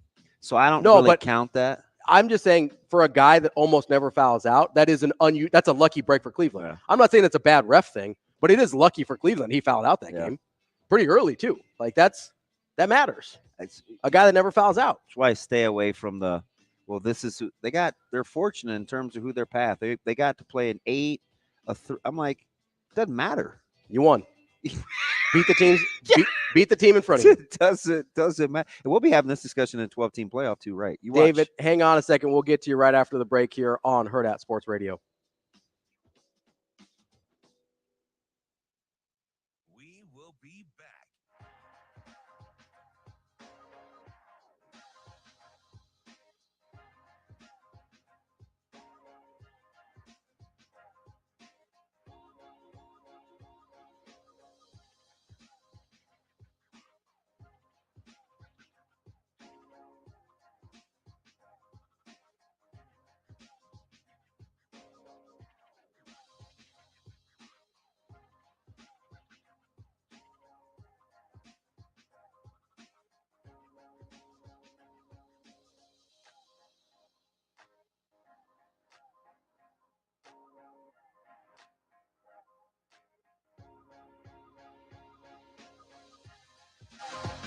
We will be back.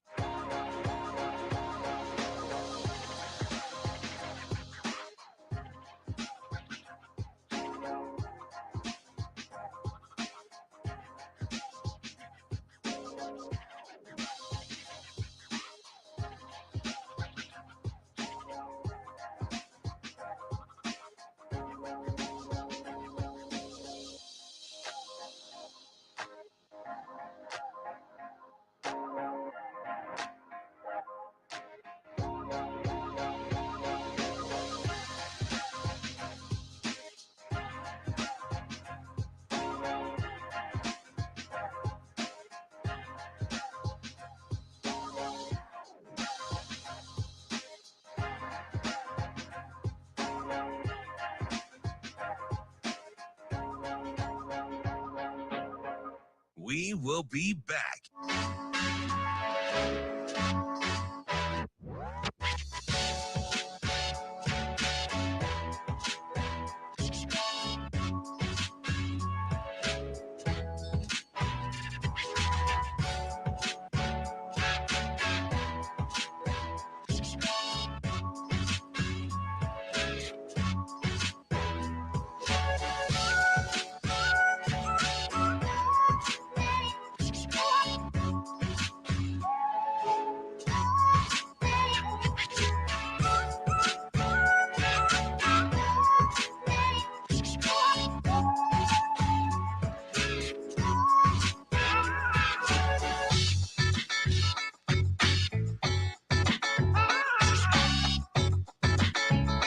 We will be back.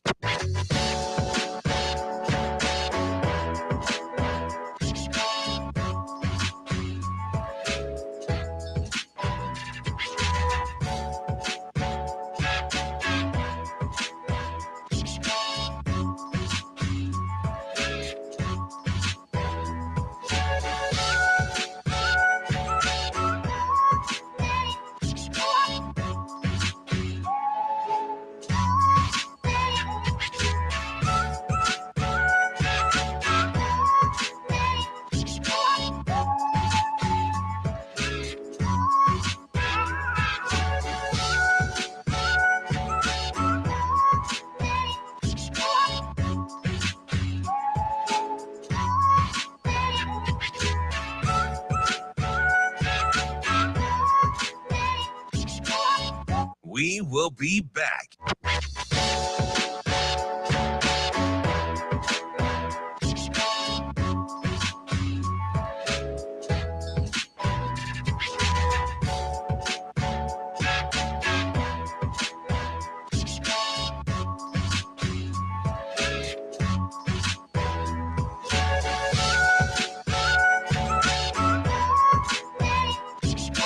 We will be back.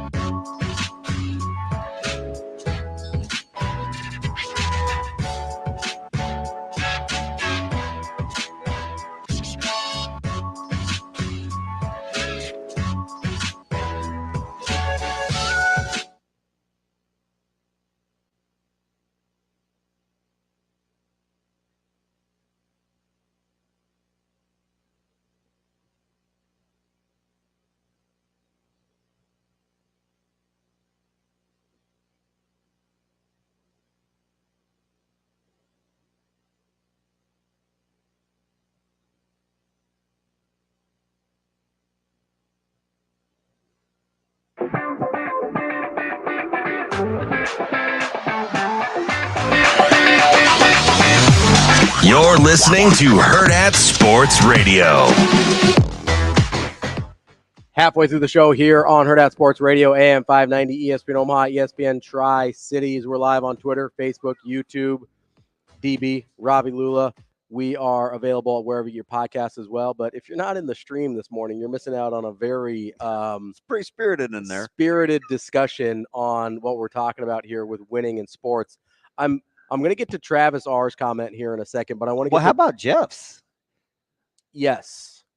They're both kind of in tandem. I want to get to those in a second here, but I want to get to David on the phone here first. David, what's going on, man? Hey, what's happening, fellas? What's going on, buddy? I'm all right, man. You know, I'll admit I'm kind of a sporadic listener. I listen when I can, when I'm not working. You know, when I got an opportunity to, I'll definitely try to, you know, listen in for you guys. But appreciate it. I got to tell you, man, I feel like Chef Boyardee, our boy Ravioli's been cooking lately. Look, he likes that too. Look at him. He's over here got that poop eating grin. It's clever, so I'm going to let it slide, but only my mom and sister call me that. You been cooking, Ravi? Ravi with the hot takes. Okay. I agree with him on the Popovich take last week, you know, being a better coach than Phil Jackson. I was listening to him today talk about, the Bills and this, that, and the other. But, I did have a question that kind of came up, and I got 3 high school questions, if that's okay with you guys. Hey, if I can fire one back at you, because you're the perfect guy to ask about this discussion on the high school level. Let me go. You want me to do mine first? Oh, no. Yeah, I'll do it. You can fire one back at me. My first go ahead. What you guys are talking about. The first thing you guys were talking about, should Andy Reid have won more? That's the question I want to ask you guys. He had 4 straight championships with the Eagles. And let me preface this by saying I'm a huge Andy Reid guy. I'm an Eagles guy. I'm a huge Andy Reid guy. He had 4 straight NFC championships with the Eagles. Didn't make a Super Bowl. He made one. He made one and lost to the Patriots in 04 maybe. Yeah. Yep. So I think some people, if he did, I remember when he won the first one, how much people talked about he needed it. Yes. Right. I remember that being a thing, but it was in regards to cementing his greatness. I also think because people thought he was a Hall of Famer before he won the first one. For me, it was about he deserved one. Like I wanted him to. Like I'm a 49ers fan. They were playing the 49ers, and one of the things that made me feel better about it was that Andy Reid got one because I really like Andy Reid, and I thought he deserved one. But like you can make the argument he maybe should have won more, but he's racking them up now with the Chiefs, so it's not going to look that way. Like in the moment, it looked that way probably with the Eagles, but at the end of his career, it's not going to look that way because he's going to end up with so many with Mahomes. You want the college comp though? That was kind of Coach Osborne's. Yeah, it's T.O. That was his trajectory. Right, he went 22 years. And then 94, 95 just changed the entire narrative. Yeah. Because I think before that, we'd have been looking at 82 and 83 a lot differently. Look at 93. Yeah. You look at a lot of those years a lot differently. And maybe the Eagles would have actually won that Super Bowl if McNabb knew how to handle his liquor. Boy, I've never seen a guy put in more good years in a city and have nobody in that city really give him any love, man. They hate on McNabb. I actually do like Donovan McNabb. Obviously his antics after he left, and I mean everybody blamed Tramel Owens initially, but it sounds more the story. There's a lot more to the story with what happened there. But can't blame Tramel Owens. The guy came in, did what he did, played well in the Super Bowl, and McNabb did too. But it just wasn't enough. Yeah. But, T.O. balled out on a broken leg in a Super Bowl. Like, I'm not going to hate on T.O. Hell yeah. T.O.'s one of those guys that's aged a lot better than we would have thought. Yeah, 100%. So high school football. I got 3 questions in there. Okay. Things I've been thinking about that I want to ask you guys. So I'll start with number 1 because, Damon, I think you know that I'm kind of close to Bellevue West. So my question I was going to ask you is, do you think, and this was on the heels of Coach Huffman saying, we go 7-4 around here and it's the end of the world. A lot of programs would love to be 7-4. Like he said that in the paper. And I just wondered, do you think people think Bellevue West, and he's got 2, right? Do you think people think Bellevue West should have won more? Yes, I do think. Isn't that weird? Because I think you're right.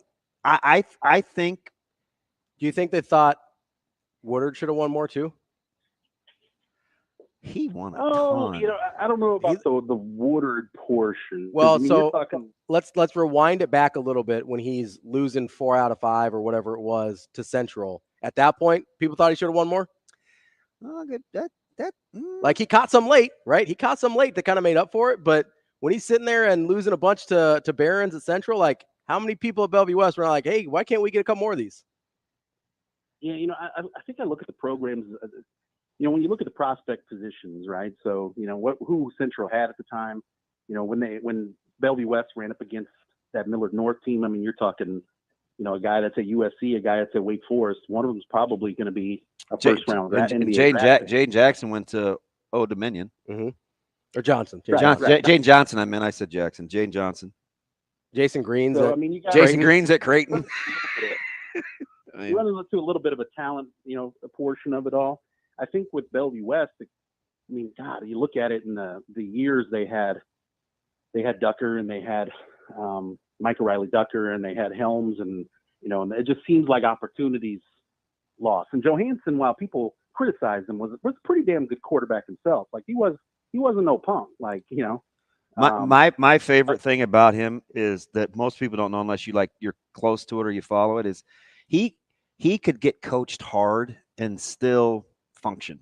Like sometimes kids can't receive that kind of that intensity and that scrutiny. And I mean, he followed. Like, who wants to follow Glance? Yeah. I know I wouldn't. I mean, LJ Johnson was an absolute monster too. Yep. I mean, it's just, they had a strong talent level, and I'm a Bellevue West fan. Like, I enjoy watching I think Huffman's a great coach. I do have concerns with some adjustment portions of it all, especially against really good teams like Westside. They come out in the second half and don't seem like the adjustments are quite there like they are on the opponent's side. But, at the same time, it's he's building a program and he's doing the best he can, which, was going to my question, Damon. I think you and I are kind of on the same wavelength. Is this going to be the first year that Bellevue West's defense may be better than their offense? Yeah, I could see that. And I could see him kind of changing his philosophy too. Like, he could get back into more quarterback run game and running the football, even though his quarterback he's a great arm talent. But it will be interesting to see if they play to their strengths, because I think you're right. They could be pretty good defensively. I'm watching that opener against Central close. Oh yeah, absolutely. I look at the talent on each side of the ball, and I really like Will Anderson. Mm-hmm. I really like TJ Whaley, but there's questions at the receiver mark. I know I'm a big Whaley guy. Listen, Dave, he's tough. We knocked him around pretty good, and he just kept coming. Like that showed me I'm a Whaley guy. I would like to see him do well. I mean, not in week 4, but I would like to see him do well. You put him on the defensive side of the ball, and they got Stanley Hayter. They got Whaley's going to be playing probably some defensive line. Jules DeDoit, a couple games I went to was really impressive. Yeah, he gets after the passer. It will be so. And I'm not coaching those guys, but the more he gets two-way guys to buy in, the better, because that means he gets involved defensively as a head coach. Like, the more they buy into that, the better that team will be. Just my opinion on the outside. 100%. I think Bellevue West has always been at their best with the power run game. I think that's when they've always been at their absolute best. 100%. I've seen some of the same clips from the rule camp. It looks like maybe they might be putting DeDoit at running back some. So it'll be interesting to see what happens with that. But second question: will Gretna East be a better football team than Gretna this year? I don't know. We've got them today at 2:30 in our battle of 7-on-7. So I'll get a chance to see them. But the strength of that team may be up front. So maybe 7-on-7 won't play to their strength. So you may be right. It's just hard for me to count out Gretna, but I like Krecht as a prospect in that quarterback position. They got Mason Gunn. Yep. They got the defensive back. They got Jaden Fisher's not. He seems like a pretty damn good athlete themselves. But I think about what Gretna lost. Every key position you're talking between quarterback, running back, defensive end. Wide receiver with Joey Veith. They lost a lot. Yeah. I'll be curious to watch, but I'll know a little more. And like I said, 7-on-7 won't tell me a ton, but I get a chance to see some of their personnel at least. All right, last question, and then I'll let you guys go. The Omaha North, Omaha Central game, will that be the most talent-picked game in the state? Maybe. Dave, we appreciate the call. We'll talk to you again soon. Coming up next, we got Brian Edwards, our Vegas insider, here on Hurrdat Sports Radio. We will be back.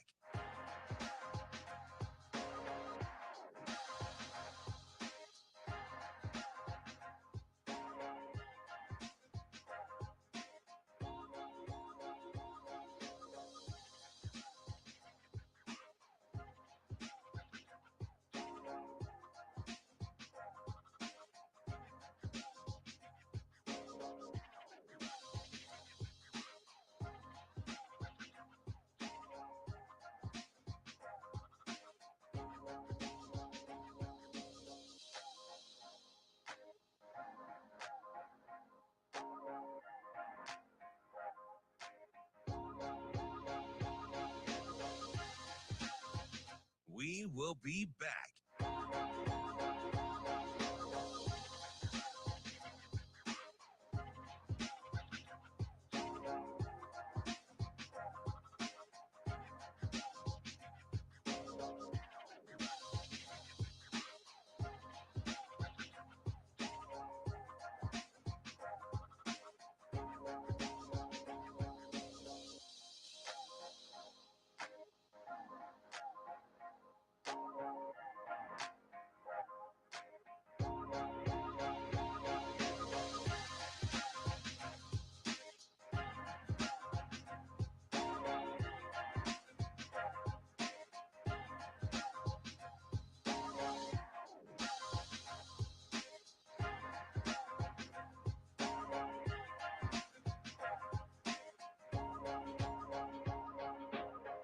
We will be back.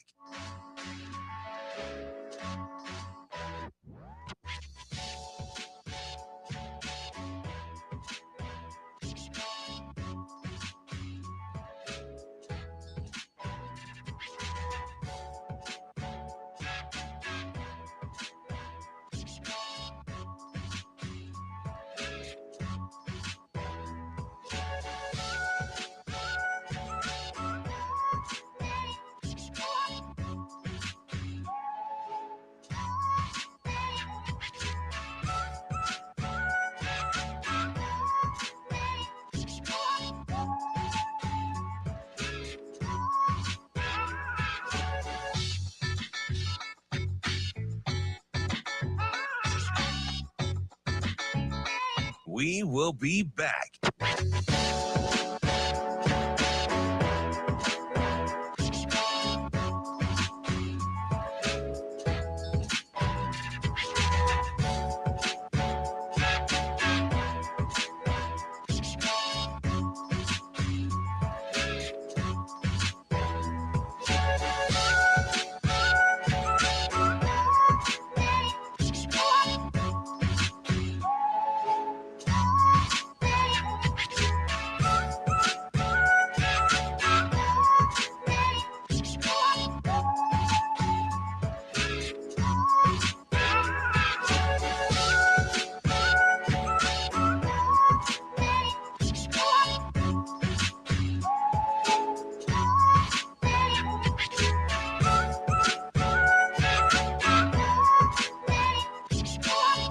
We will be back.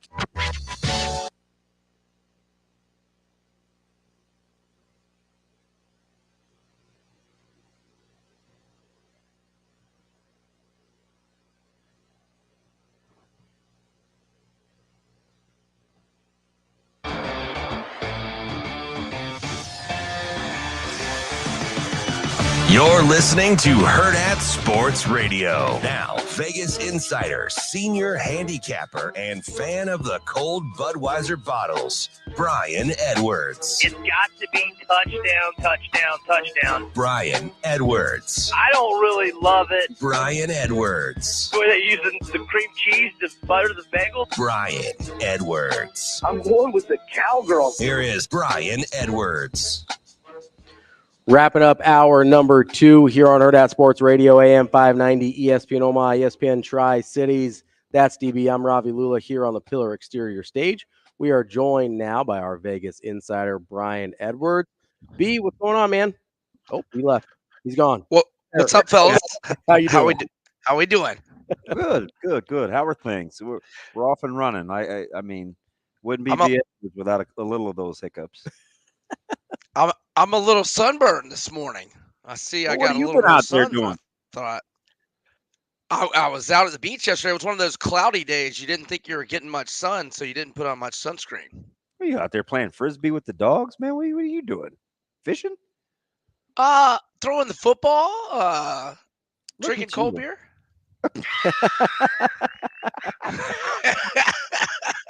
What is your cerveza of choice? Oh, Budweiser bottle, Bud Heavy.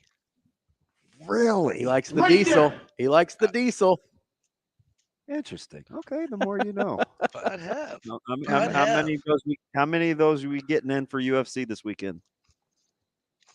Oh man! So, hey, it's an afternoon card, right? 3 o'clock Eastern main card. I like that. And by the way, you 100% jinxed Chandler and McGregor. Yes, 2 weeks ago. I did. I mean, He's like, I did. I don't know. I don't know if he's gonna make it, but let's bet a lot on Michael Chandler just in case.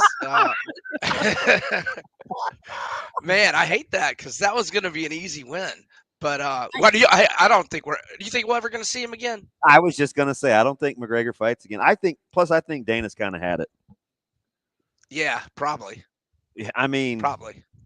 He kind of gave you an undeserved chance just because he understands that you can print money. Yeah. Right. Right. The question is, and he went out on a limb. I mean, you know what I mean? Like he played the game with you for the reward. I don't know if he'll get him to do that again. The question isn't whether or not Dana White's tired of Conor McGregor. It's whether or not he's tired of making money. Right. Right. I think he'll maybe do it one more time, but with some major backup plans just in case.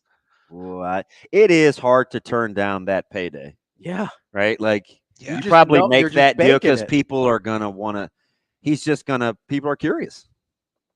Yeah, and I mean, if you're Chandler, I think you got to move on. And look, just get a fight right now because that doesn't mean you still can't fight Conor in the long run. You know, down the line. I mean, when's Conor going to be ready? Not in 2 months. Did Conor strike you as a guy that wouldn't care much about his legacy? You know, he knew he was a cash cow, and maybe he's good with that, but he's not aging well in the sport. No, not at all.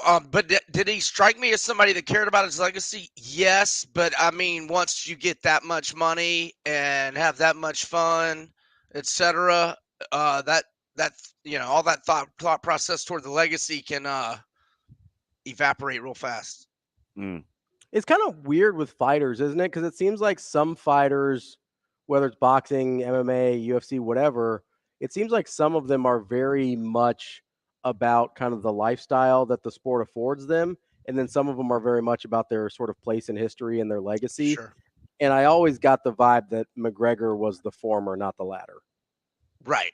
Yes. And that's kind of unique to fighting, though, isn't it? We don't see that a ton with like high profile guys and others, like in team sports. I don't know. Right. I think John Jones may be a little bit of both. That's fair. That's fair. That's fair. Right? Although with the drug test, I have to think he's way more about the lifestyle than his legacy. Otherwise, he'd stop. I don't know, but I know every time he gets in the ring, he's terrifying. Like, I don't care who you are. He's ruined everybody that he's seen. Yeah. But now, hey, wouldn't you like? I would take Aspinall to beat him.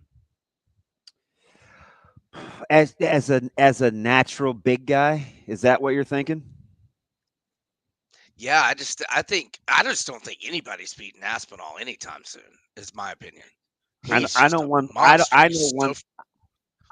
At no point do I feel comfortable picking against John Jones.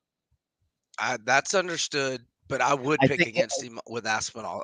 Even with his repertoire, he can beat you a lot of different ways. He uses his legs like jabs. I don't know. I think he's slowing down. I mean, obviously he looked great. You like the younger, stronger Lion. Yes, I do. Okay, yes, I love Aspinall. I wouldn't talk you off of that. All right, so this weekend on the card, you've got Pavlovich to beat Volkov. Is that what we like? Yeah. Yeah, and to do so in round one. So Pavlovich going into the Aspinall fight, he had won 6 fights in a row, all in round one.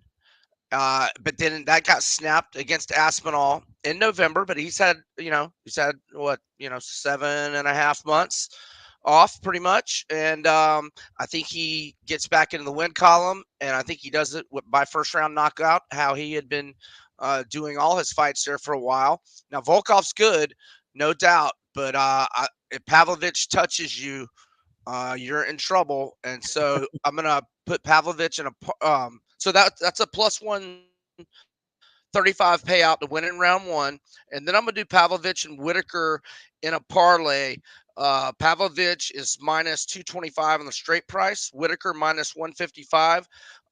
Whitaker's had a full camp. Alice Groff just took this fight on I think 11 or 12 days notice. Now he's got 2 first-round wins, but big step up in competition, and Whitaker's had a full camp. So that parlay nets a plus 137 return. The only fight that I'm interested in for now, without seeing weigh-ins, I'm probably going to put a little small play on Daniel Rodriguez as a plus 190-ish, 95 dog to Gastelum. Gastelum 2-6 in his last 8.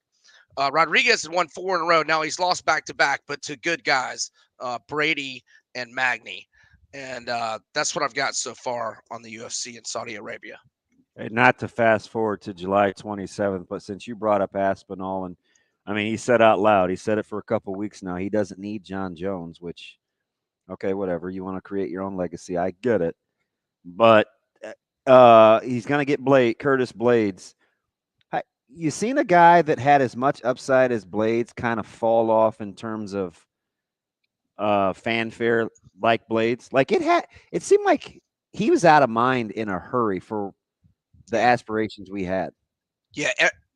Every time he got knocked out by Ngannou, which was twice, every time he got on a serious roll, then he had to go against Ngannou, got knocked out twice. He was on another pretty good roll, and then the Black Beast slept him. And now he's off the good win against Almeida, who I didn't think anybody was going to beat Almeida for a while. And that's a nice win for him, but I think it gives us good value on Aspinall. Now, I don't like to pay minus 200 prices, but I will be putting Aspinall in a parlay, and I doubt that prop to win in round 1 is out yet, but let me hit. Because that was the one where Aspinall tore up his knee right against Blades the first time. Correct.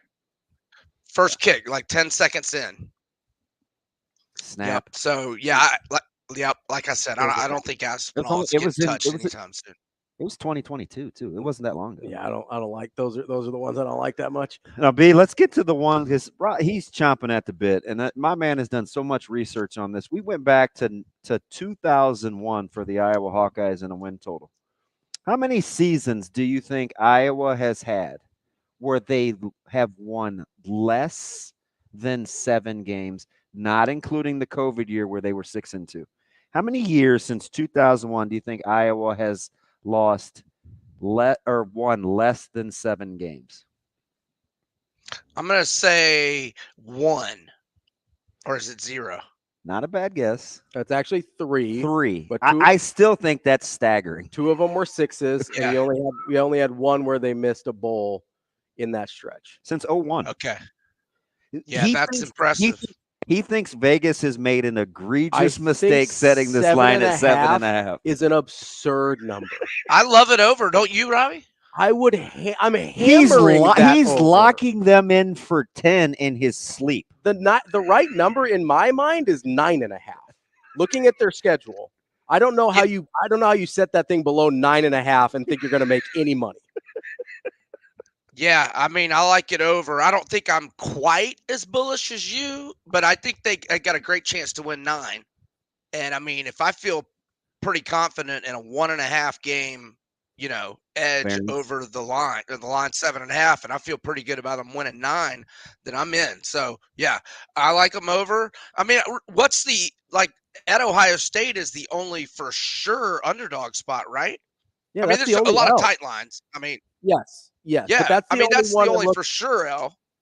Yeah, right, that's the only one I look at and I go, that's a loss, right? Everything else is either win or coin flip, and Iowa wins coin flip games. That's just what they do as we've seen the last 20 years. I mean, they have not given up more than 19.9 points per game in a season. 1, 2, 3, 4, 5, 6. So 7 years in a row, they haven't given up 20 points a game. They only give up 14.8 last year. They've got 8 starters back on defense. They only lose 18 lettermen. And if Cade McNamara is healthy, that's 10 wins. If Cade McNamara is healthy, they're winning 10 games. Full stop. I mean, they have 7 of their top 8 tacklers back. I mean, they won 9 in the regular season with McNamara going out. When did he go out? Early October or late September? Yeah, and some of the worst quarterback play. Deacon Hill's playing at Utah Tech this year, B. Right? That's a real thing. I didn't even know it was a school. Oh, jeez. The starting quarterback from last year is at Utah Tech. All right, you guys are locking them in at 7.5. Give me the over. Give me the free money, B. We appreciate it as always. Thanks, B. All right, fellas. Thanks, guys. Y'all have a great weekend. We will be back.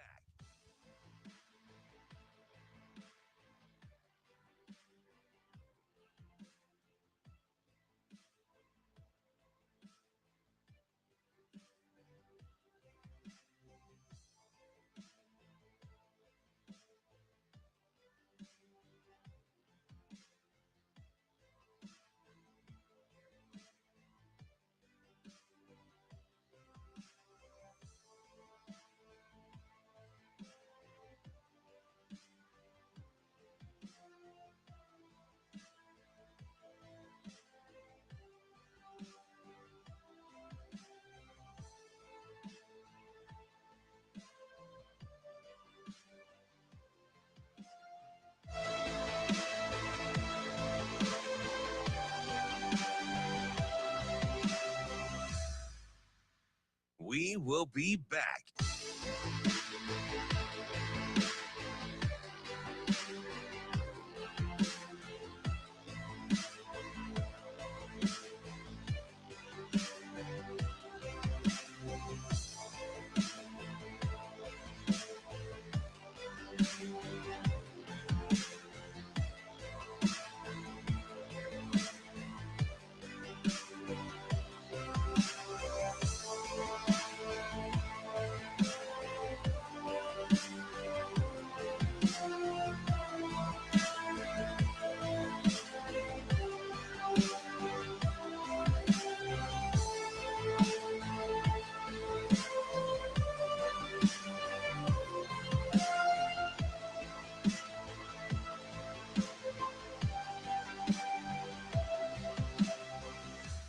We will be back.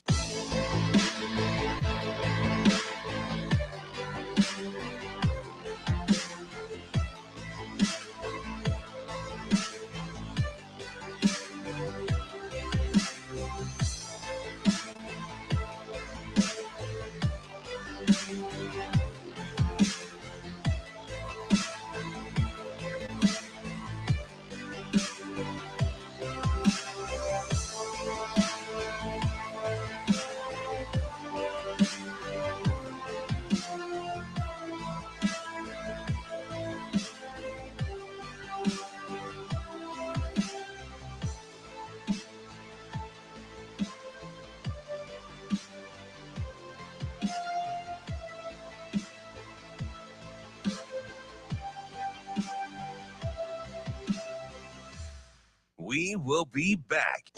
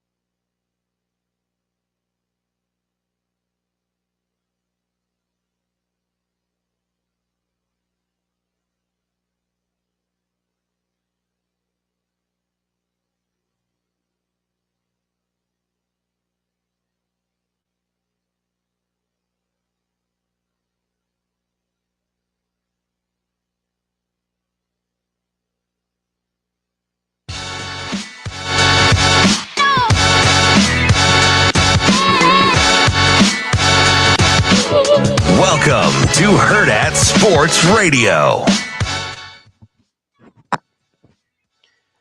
If you're still heading into work as you listen to us here on Hurrdat Sports Radio, make sure you wear your seatbelt. It prevents injuries and saves lives, but only when you wear it properly.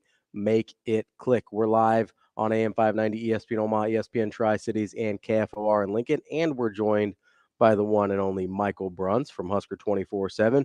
Bruntsy, what's going on, man? Hello. Hello, sir. How are you? Hello, Bruntsy. What's up? What's going on? Oh man, I don't even know how we did it, but we started with this development and winning, like just kind of this season Nebraska could or should or whatever have in terms of wins. And it morphed into like being able to say at some point, hey, they should beat program X, right? Like, listen, the most important game of the year isn't UTEP. Like, they should beat UTEP. Yeah. Being able to say that out loud. Yeah. Then it morphed into how many, what did it kind of go into? Kind of went into like, okay, how many like titles should you win when you're good? And does it matter to make it to a certain point versus actually breaking through and winning? Because we were talking about, you know, that should work. Getting places and losing versus getting there or not getting there at all. Right. You know, we got into this should word a lot, and a lot of people have a lot of feelings about the word should, right? Like, for example, we're using, you know, like we'll go baseball. I know like 90s baseball is like right in your wheelhouse, right? Like you look at the Braves winning, 12, 13, 14 division titles in a row, and you're like, yeah, probably should have won more World Series in that stretch. That's fair. So the thing about it is, Bruntz, is we had a hard time distinguishing, like, what's the cutoff? Like, when do we say, gosh, you know what? It's good to be this it's good. It's good to be this good, but man, Aaron Rodgers is awful talented to have only played in one Super Bowl. Played in one Super Bowl, right? Does it sounds wishy-washy. So there is some mythical distinction. I made the case to Ravi. I said, you want an extreme?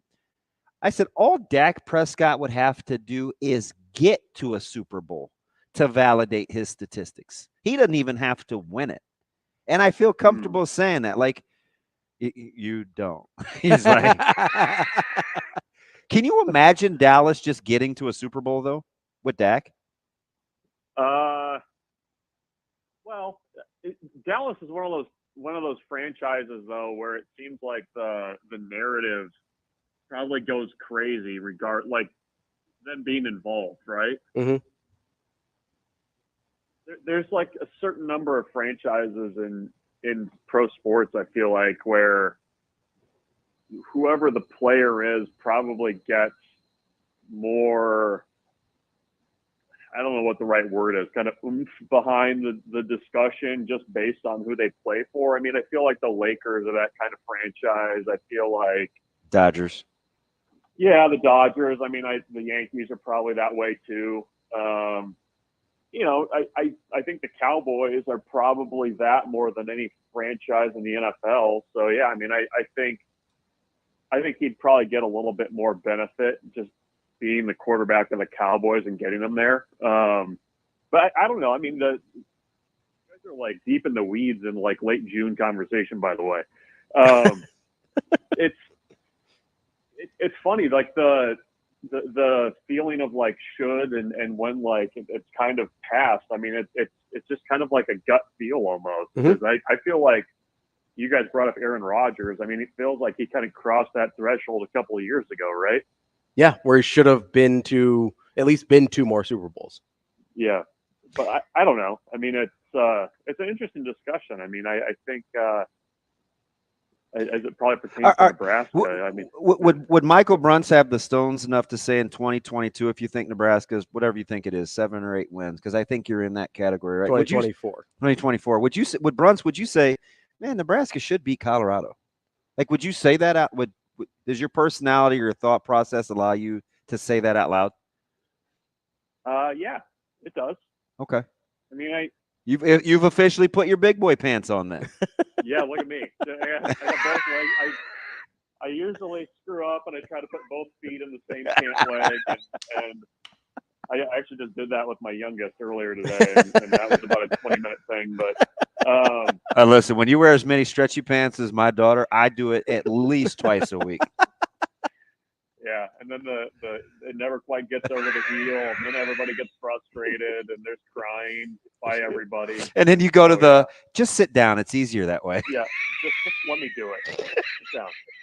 Much weeping and gnashing of teeth. We're definitely at the I do phase of everything, which is a horrible and fun place to be.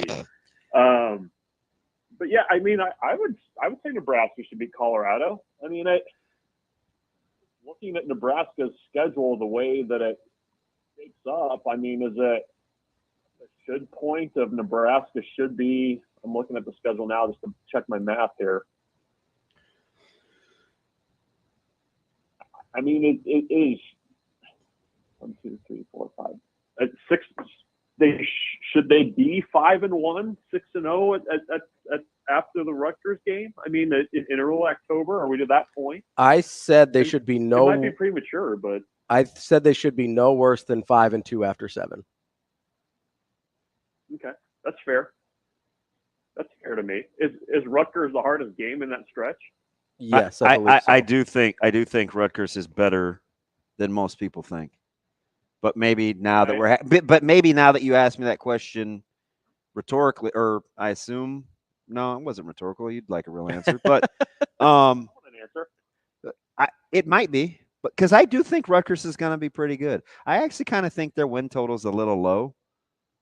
But you know, if I'm giving them the benefit of the doubt to win some coin flip games too. I think that's going to be a really good football team. They're going to look a lot like Nebraska wants to. I don't know what their quarterback thing is going to look like. Mm-hmm. That's an interesting they made there, but I that defense should be legit. Special teams is always generally good with Shiano. So, but yeah, I mean, I if you're having the should conversation, I mean, I think Nebraska should be bowl eligible by middle of October. I mean, that's the way it sets up in my mind. I just think people are terrified to go out on a limb. Because if you say it out loud and it doesn't happen, then you have to eat it. Because you're coming off a 5-1 season. I can say it should. I'm not saying it will. Yeah. There's another layer of big boy pantsness that's going on there. Maybe doing a belt. That's the difference there. You seem like more of a suspenders guy to me, Bruntz. Not doing this. I was gonna say drawstring, but that might be doing too much. Belt loops. That's the next step. Is belt loops.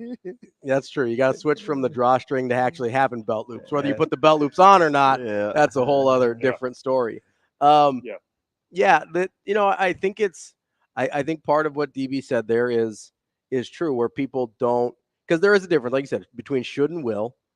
But there's also this, I think, as a fan base, I think maybe there's a little bit of, and you've got a pretty good pulse on, I think, how a lot of the populace thinks on this is, there's this hesitation because it's a little scary to say the thing you want out loud. And Nebraska wants to, Nebraska very plausibly, I'm not saying even should on this, but plausibly could be 7-0 by October 19th. Like, that's on the table. And it's okay to say that out loud. And it's okay to say, like, hey, if you could be 7-0, you probably should be 5-2 looking at that schedule. But that's scary because Nebraska hasn't been able to execute the shoulds lately. They haven't been able to turn the shoulds into wills. Oh, yeah. I mean, the shoulds have been, worse than a coin flip. I mean, it's interesting, though. I mean, you're going to have to win some coin flip games in there more than likely. Mm-hmm. But I don't know about your guys' sense, but mine is from Nebraska fans I talk to. I mean, after a decade of just being hit over the head with poor results, I think everybody is just really scared of having expectations, having some expectations.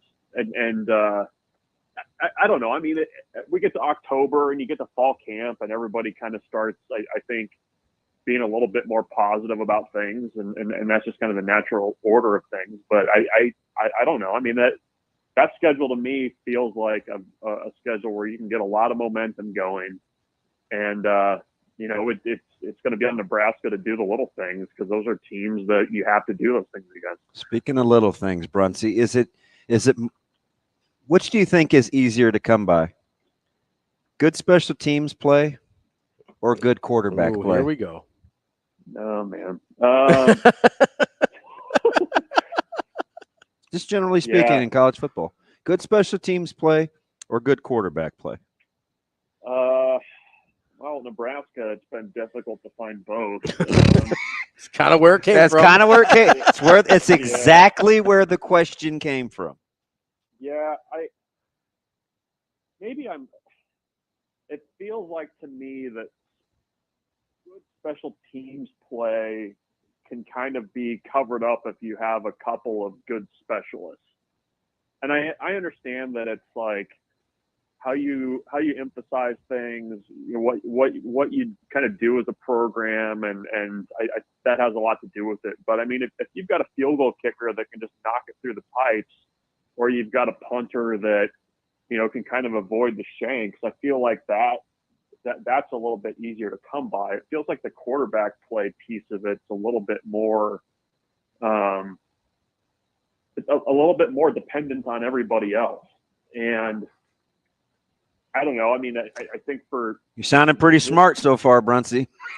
Okay, well, that's good. I'm on the right track here. Well, if DB's track is the right track, well, that's to be debated. It was interesting because what sparked this is I'm like, you know what, like if Nebraska is consistent with their special teams, Dylan doesn't even have to be great. I don't even know if he has to be good. He could just.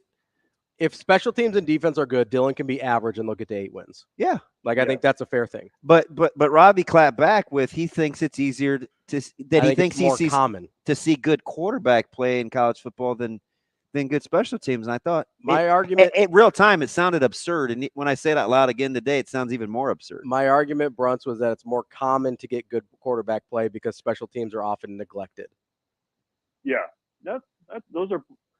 I can see both sides here, guys. Mr. Switzerland. Didn't they tie yesterday? Was it 1-1? It was. Fudge. Milk toast.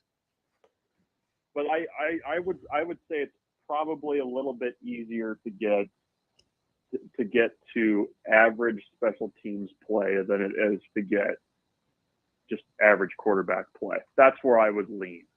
And I think it's just because you can get the right guy, the right couple of guys. And I don't know that I think Nebraska would benefit greatly if their two chosen guys had decent seasons this year on special teams. Mm.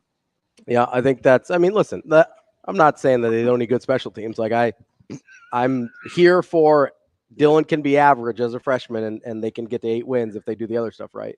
Are they an 8-win team if they're just like if they're good to okay in 2, but not so great? I would say deficient in the 3rd. Depends on does the Barstool stand. What you just said is actually what I'm after. I've said this, Bruntz. If Nebraska can just be really good in 2 of the 3, and I would prefer it to be defense and special teams in this year of the Big Ten, then I would let's say offense and defense, because I don't want to get into shootouts either or stuff like that. Then I think Nebraska can be just fine.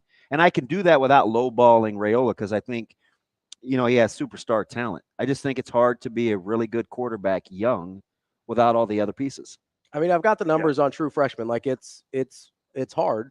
But my question is, so to kind of throw it back at you, Bruntz, depends on how deficient they are, right? And in what ways they're deficient, right? Because if you're deficient like Iowa is on offense, but you don't hand anybody anything. Yeah, when your opponents are starting inside the 10 that's every survivable, opportunity you right? get. Yeah. But if you're deficient the way Nebraska was on offense last year, that's not.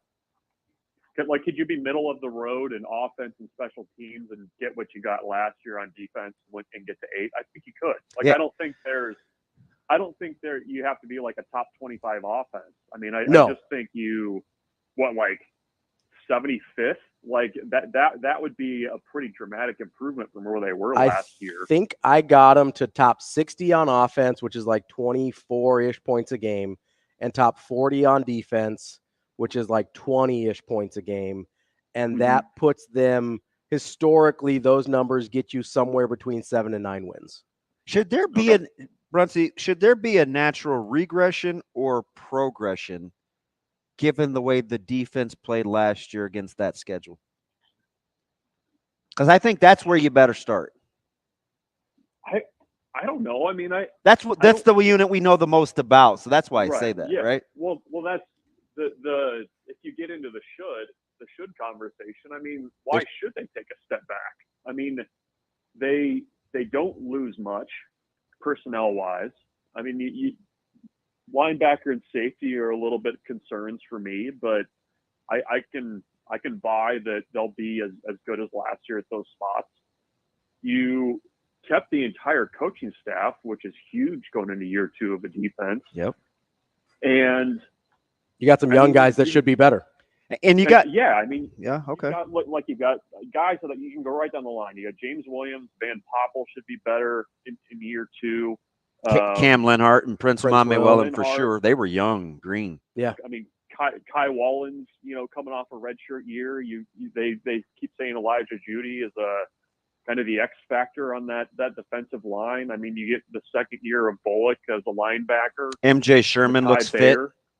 Yeah, I mean, Prince Wall is in his sophomore season. I mean, I haven't even said Jamari Butler yet. Yeah, I mean, and he's their leading Tiffle guy. I don't know why there should be that group more than any. I think is fair to have high expectations about, given what we just talked about. What we know about him. Yeah. So how important is it? Because we haven't got to him yet. That like a guy like Sierra Wright is on campus this weekend, or will be on campus this weekend from SC. Is kind of an unexpected portal entry. Surprise, surprise. I mean, he walks right into a room or a side of the ball if he says yes to Nebraska, where he's their highest rated defender on the roster. Yeah, he would be. I mean, it's interesting. I mean, it's a need thing, right? I mean, because I saw Bly Hill walking around during camps when I was covering things this week, and he was still had the leg brace on or the knee brace on when he was walking around. I mean, you need some kind of proven competition there, because it still feels a little bit unsettled back there with what they're going to do and where guys actually fit and where they want them to fit. So, yeah, I mean, that's a nice kind of late potential piece there, and a guy that's at least somewhat familiar with Nebraska. He didn't visit, but they were in his top group when he was deciding the first time around. So, and he's got double-digit starts. Yeah, different coaching staff, obviously, but yeah, I mean, I think from talking to our guys at USC, I mean, he was a serviceable corner for what they had there, and if Bly Hill's not ready to go, I mean, you're kind of getting into the question about do you play Malcolm Hartzog there, or was Jeremiah Charles ready? I mean, it's just a little bit of stability in a group that kind of needs it going into fall camp.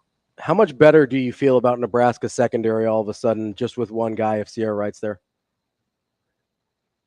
A little bit better. I like having options and guys that have played there. Safety is a little bit of a concern still, just because Deshaun Singleton is such a large piece of that picture. I think you'd like a little bit more experience returning, but I trust Nebraska to kind of put the pieces where they need to go. I mean, everybody always kind of makes jokes about how many scholarship guys Nebraska has at defensive back, but I feel like they'll be able to find the pieces that fit there. And I don't think they're afraid to play young guys either if they're ready to do so. 100% agreement with you. I don't look at that as some sort of, oh man, it's not overstocked, right? I mean, they're going to tinker and move and figure it out, but they need some margin for error. Yeah. Yeah. I mean, that's the scary part though, right? Is yep. Yeah. You have a Singleton situation again. It's like, okay, what now? What are we doing? But I mean, I think they kind of recruit that way to where you can kind of mix and match a little bit. And I mean, in a 3-3-5 with the number of defensive backs you're having to use, I think that's probably the smart way to go about it. Yeah, and if you're going to play Singleton, Buford, and Gifford at the same time, only one of those guys has made it through a season before. You still have Hartzog there in that Yeah, group? that's why I think Bruntz said like he's kind of the wild card. Like, yeah. If he has to move, like you get thin in a hurry. If you get Sierra right, then maybe Hartzog doesn't have to move. Yeah. And then you've got Bly Hill as and your you can be corner. patient. You can be patient with Charles. You've got Malcolm Hartzog back at safety. You can be patient with Jamal Charles. You can be patient with Roger Gradney. You can be patient with Rex Guthrie. Well, Gradney's already moved. Yeah, you're right. He's already moved the linebacker. That's right. So you can be patient with some of those guys in a way that you don't like. That's why I asked the question, because like I know he's just one guy, and but it kind of shifts some of the pieces back into their proper place, and you feel like, at least to me, I would feel a lot more comfortable. Right. You're not having to upset 2 or 3 positions. Yes, exactly. With moving guys around. Yeah, that makes sense. And you wouldn't have to rush Bly Hill, or if you only wanted Charles to start out by getting 20 snaps or whatever the number is, like you could ease into that too. Yeah. You wouldn't be pressed into it. No. I mean that's who was going to replace Quentin Newsome. I mean that's always going back to the spring. That was always kind of a low key question there. I cannot get over how dismissive we were of Newsome. He was so good. And it's like, oh, no Newsome. I'm like, that guy was good. He was good. He was, and he loved taking on your guy too. Like Q was better than I think he's better than we lament over. He was willing to run support, which I think was probably get up and great stick call. his nose in there a little bit. Bruntz, that is such a good call, because whether you're boundary or field, like you have to be willing. I mean, White talks about it all the time, let alone Coop and his toughness. You have to be able to tackle back there. Like it's a thing. There is no. I'll say that's like because stuff gets spilled to corners all the time. It's a non-negotiable for those defensive backs, especially with how many you play. They have to be able. They have to be there. Yeah. What do you think about how, in your mind, what's the ideal kind of way to bring along some of those freshmen? And we don't have to talk about DB in this segment, but I think Caleb's one of those guys as well. Where's your comfort level with getting some of those guys early reps in that defensive secondary? Yeah, I mean, it's on the one hand, I mean, you do have so many guys, which I think does make it a little bit difficult. But I mean, for what those guys are going to get in fall camp, Nebraska, that's the benefit and kind of the beauty of the way they practice. I mean, guys aren't going to be standing over there just getting mental reps all fall. I mean, they're going to get in there and they're going to be practicing. They're going to be hitting. I mean, that's sans the hitting. It's like that now. Yeah, I mean, they'll figure out real quick, I think, who has a chance to help them early on.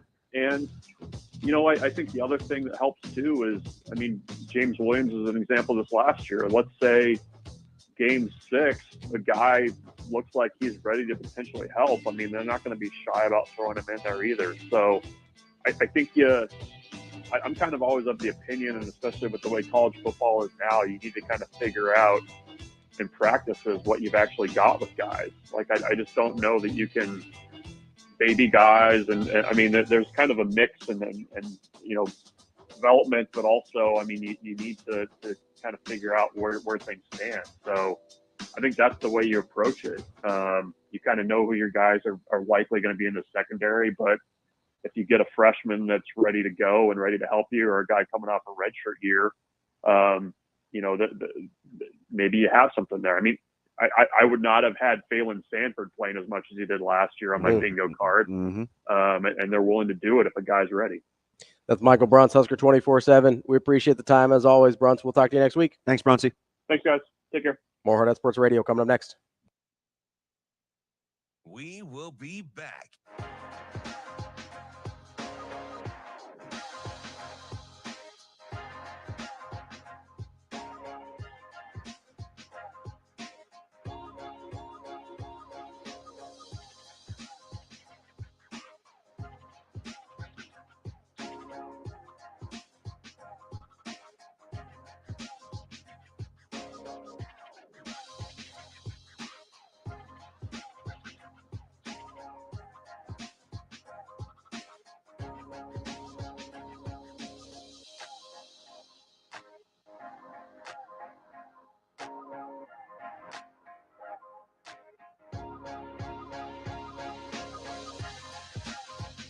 We will be back.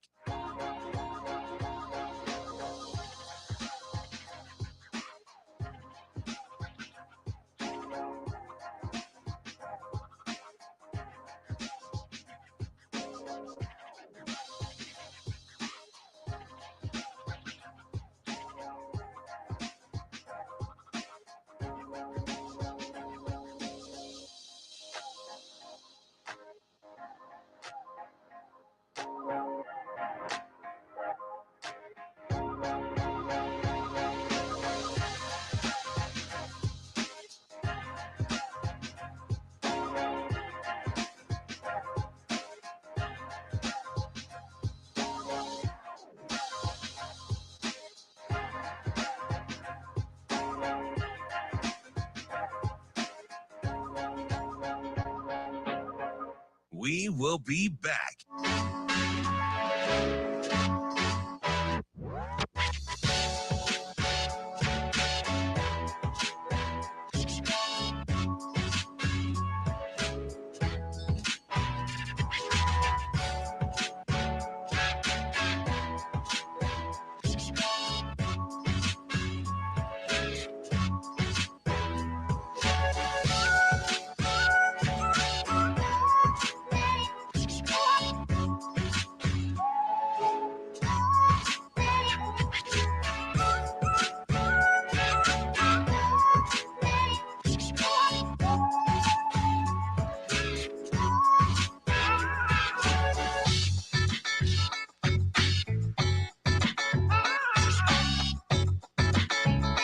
We will be back.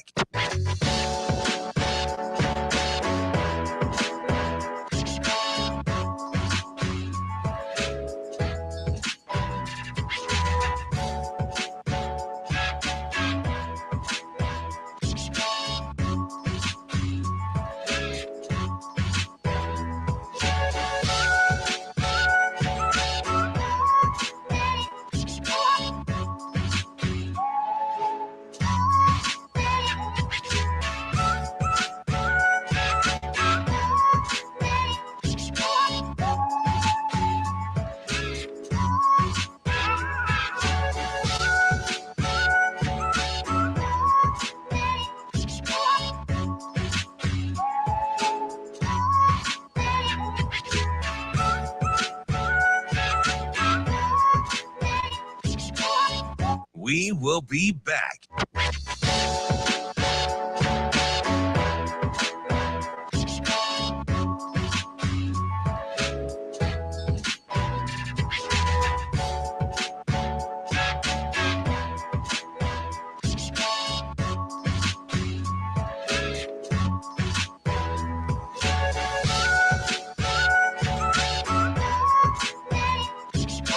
We will be back.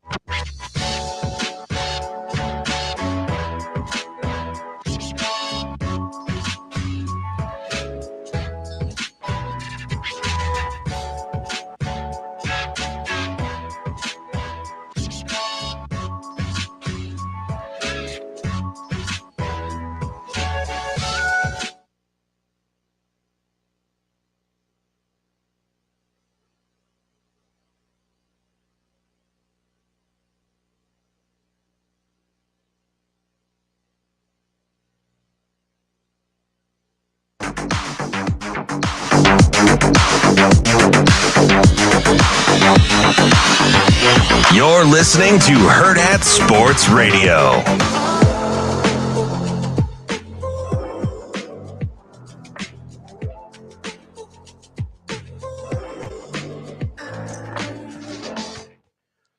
We're back here on Hurrdat Sports Radio, AM 590, ESPN Omaha, ESPN Tri-Cities, KFOR in Lincoln. That's DB. I'm Ravi Lulla here on the Pillar Exterior stage. We've got Jack calling in on the Hurrdat hotline.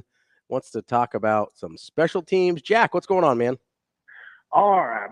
I thought about this all day yesterday. You guys are driving me nuts. Okay, the special team quarterback thing. I thought of a scenario, and you tell me. Okay. Everything's equal. Penalties, turnovers. To a year ago? Is pretty well equal. Okay. Just pick a team. I don't care. Pick a quarterback. I don't care. Okay, our quarterback goes 17 for 28 for 235 yards and a touchdown. Okay. But we missed 3 field goals. What's the probability we lost that game? High. If everything is equal as far as rushing and turnovers and everything between the two teams, and not coming up with some scenario. Well, what if they fumbled 8 times? Yeah. It's high. They didn't win that game. And what is the turn it around? We make those 3 field goals. What's the probability we won that game? Pretty good. Yeah. Yeah. Other quick thing. I'm gonna let this one go because it's always interests me. I was listening to Skippy Newhousel the other day. Yeah. And sometimes I like to listen to Skippy because he says some pretty good things every once in a while. Can't stand his partner, but I like Skippy. That guy screams in the microphone constantly. It drives me nuts. Yeah. I can listen to him for about 5 minutes and then I gotta go. But anyway, Skippy said that he was sitting in on Big Ten meetings with CBS. And the conversation got up about expansion in ACC. And he said, now what he knows and doesn't know, I don't know. But he said that the Big Ten people that he talked to after Notre Dame, which would be their plum, was North Carolina. Mm-hmm. But the other one, which surprised me, and it wasn't Florida State, it was Virginia. And I don't think it's because of that. I mean, I like college basketball, but it financially doesn't move the needle like football does. So why would other than geographics, I've had a hard time with figuring out why that would be such a prize. But we'll see. What do you think about my scenario? And we'll talk to you guys another day. All right, Jack. Appreciate it. Always love when he calls. Incredible voice. And he's pretty pragmatic too. All-time voice. Like great voice. Love that. And of course I agree with him.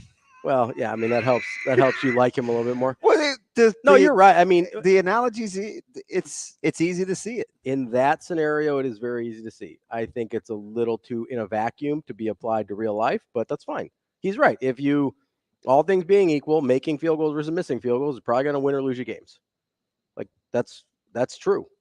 I also think there's a lot more to special teams than just the specialist. Now, kind of like Bruntz said, if you've got a couple really good specialists, it covers a bunch of flaws, right? It can cover up a bunch of warts if you're not maybe doing some other things right. Yeah. Right. Like that Taylor guy in Iowa City. Like I would even just make an argument. Like that Taylor guy in Iowa City. I would make an argument if you just have one and it's the right guy. Are you more apt to get a Taylor or a Raiola? I don't know. There's not a lot of good college kickers. Wow. It's going. That's that hill you're just going to nestle up on and grab that old knapsack for a dirt nap, huh? I'm just saying. I've seen a lot of bad college kickers too. No, but the I don't even remember what we were talking about. You got me all. The analogy in special teams. Yeah, it's there. Like yes, like even if you've just got the one and it's the kicker, people will generally think you have good special teams if you make kicks. So generally. Am I misremembering, yes or no, that when Buschini was on that 3 or 4 game stretch, we didn't talk much about place kicking. We talked about Nebraska starting like using him as a weapon. Yeah, that's the thing that we talked about. Okay. I'm saying in general. That wasn't to like make. Yeah. That was like. But no, it's something we talked about for sure. Right. Because if a guy's good enough, sometimes. But also, that goes in conjunction with the defense too. Because generally we're like, hey, we put him in bad starting field position, and then the defense takes over and we feel good about it. And it was in contrast to the offense turning the ball over and putting the defense in really bad positions. I still think you guys are missing the most glaring one. Which one? You need a punt returner. Yeah. It's very important. Changes field position. Like makes your offensive life a lot easier. I gave you the switches the field, DPE gross thing. It's a long time ago. I mean, I gave you DPE, but that's fine. Yeah.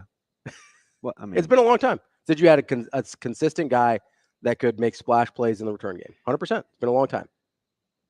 That makes a big difference. That's the one we got to get. That's the one we got to get to. Which one would you take first? Punt returner or kicker? Like I can like place kicking or kick place kicking. So I'm place kicking. Okay. Punt returner or punter? This place kicker is the top of the hill, right? Like he puts actual points on the board. You take him first over everybody else on special teams, right? Is Nebraska's defense the same as it was a year ago? Sure. I may take a punt returner. I have to Over a think place kicker. No. That's I asked the you question. Said punt. I know. I gave you the first answer. You said place kicker, punt returner. Yes. I said. So I was clarifying. I said place kicker. Place kicker's over everybody, no matter what. Yeah. Okay. So punt returner, punter. You're taking if punt Nebraska's going to play equally as good a defense, I may take the punt returner for this year. What about in general, like not specific to Nebraska? Probably a punter because he more consistently changes field position. Yep. I think that's fair. Yeah, but I mean, if I hammer you on your point yesterday where people neglected, I'd say, well, shoot, do people cover punts anyway, according to you? I think they miss a lot. They don't commit time and resources to it. I don't think they do. Well, then. How many times have you seen a great punt returner get the ball kicked to them in a situation where it's like, all you have to do is not kick it to that guy? I don't know, East Lansing 2 years ago? Yeah. 3 years ago? Didn't even kick it to the right side of the field. But how many, it happens a lot where you're just like, hey, just got to keep it out of this guy's hands. Where does it go? Directly to this guy's hand. Yeah. Hey, just got to make sure you get this ball in the air so your guys have. I said that a couple times against Maryland last year. All the time. Because I thought that guy was a really good returner, and I was like, happens that thing better stay along the right hash or the left hash or whatever. Let's get to Kurt here also calling in. Let's talk a little Nebraska defense. Kurt, what's going on, man? Hey, guys. How we doing? Kurt, Good. What's up? Hey, I'll start out by hoping you tell me I'm irrational after my question. Always a good way to start a conversation, right? Oh, it's so irrational. Yeah. So what I've thought about regarding Nebraska's defense is how much of last year, so on paper, right, we should be better. Like, if you're just going strictly off of who we've got back, coaches, the whole nine, on paper, we should be as good or better. How much do you guys put into knowing that the teams that we're playing now have film on a 3-3-5? They have some tendencies based off of what are the players that are coming back. Is there any weight in that? Because a part of me feels like I don't want to be overzealous that we're just going to take the world by storm again on defense. No, I'm with you. Okay. That's legit. I don't think you're irrational, but so the way that coaches think about that is they're going to add to their cupboard too. Mm-hmm. So what you saw last year with as many returners as they have, so now you'll get into wrinkles and nuances. Yeah, you start with the base. So you won't have to play as vanilla, if you want, just for lack of a better term. You don't have to stay as standard as you did a year ago. You'll have some more variations off of that. Yeah, the framing of the house. Now you're starting to put walls in. And yeah, stuff like so that's the great equalizer there. And then the other thing I'll say is, everybody talked about Nebraska playing inept offenses last year, and that was part of it, and this, that, and the other. And if you really want to have some solace, just look at UTEP, look at Colorado, look at Northern Iowa, look at Illinois, look at Purdue. They're not playing murderers row this year either. Will those offenses be scintillating? Is Rutgers move Indiana? Right? Although I think Spaghetti, I think he's good. I think he's going to be good. I don't know year one if they're going to be. So those so for Kurt, those would be my things that would lead me to believe they could be kind of replicable. Does that make sense? Yeah, it does. So that leads me to my other question. Do you think it's easier as a college football coach and program to build a stronger defense or offense? Rules say offense, schematics say defense, in my opinion. I'd rather start by trying to build a good defense. Interesting. I know which one works better. Interesting question. Ask Michigan when they see Ohio State. We appreciate the call. Coming up next, we are going to wrap up the show with Barry Tramel of the Tulsa World because, man, there's some weird stuff going on in the Big 12 country, and I don't think the rest of the country's far away either. That's DB. I'm Ravi. More Hurrdat Sports Radio coming up next. We will be back.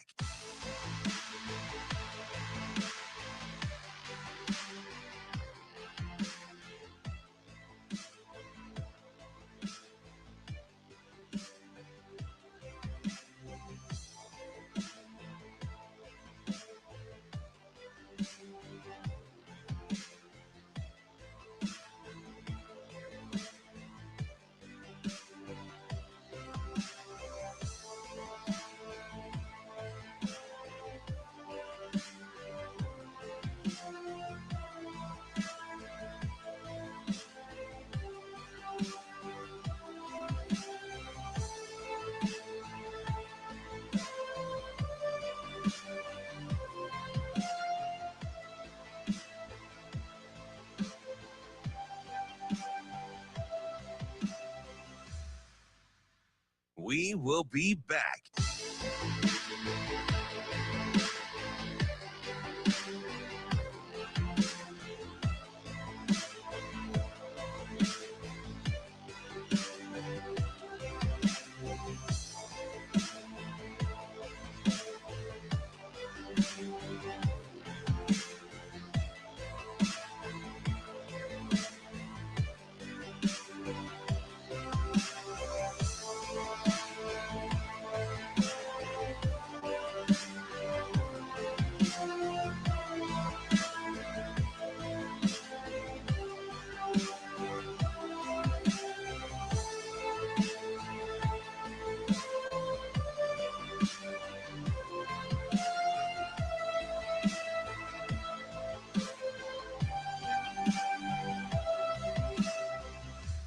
We will be back.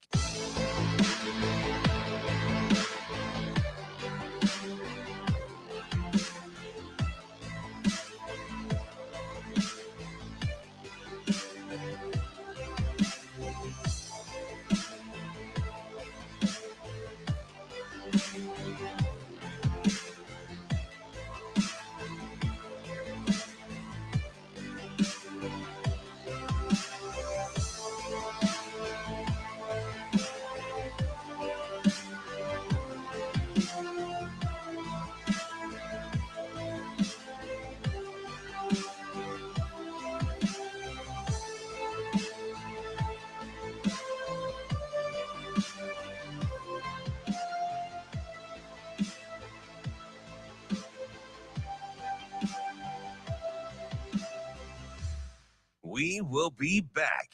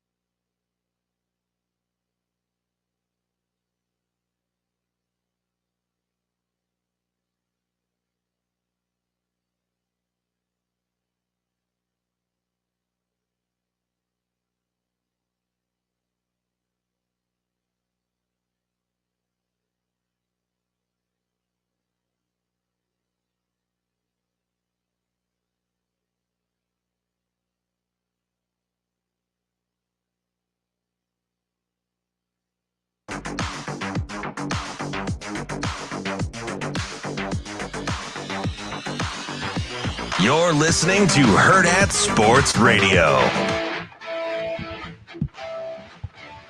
Wrapping up the show here on Hurrdat Sports Radio, AM 590, ESPN Omaha, ESPN Tri-Cities, KFOR in Lincoln. That's DB. I'm Ravi Lulla, and we are joined now by Barry Tramel. He is a columnist for the Tulsa World and a longtime journalist in Oklahoma. Barry, how are you this morning? I'm doing great. How's things in Nebraska? Good to talk to you, Barry. Good to talk to you again. We're trying to keep everything with our heads above water with the College World Series and everything going on, but there's also a lot of big stuff going on in the college football world, as you kind of noted in your column yesterday, with some of the movement on the naming rights of a conference with the Big 12, which I thought was super interesting, just the concept in that in general. And then I see your column where you're talking, I guess, more positively about this potential, and more interestingly about how it's kind of time for the Big 12 brand to die off a little bit. Without giving away too much from your column so people still go read it, like what kind of led you to that point? Well, I've thought the Big 12 needed a rebrand for a long time. You know, we started this conference 30 years ago with 12 schools, and of those 12, 6 are left. Literally half the conference is gone. All that's left are Kansas, Kansas State, Iowa State, Oklahoma State, Baylor, and Tech. That's all that's left. And also with the Big 12, it's sort of a damaged brand, right? when people think of it, they think of it as a diminished conference. Conference that's lost its bell cows. Now Oklahoma and Texas. Before that, Nebraska and A&M, Missouri and Colorado to a far lesser extent. But so it's a sort of a fractured conference is the national perception, which is accurate, but also a diminished conference in competition that's not, still great in basketball, but has dropped a tier or two in football.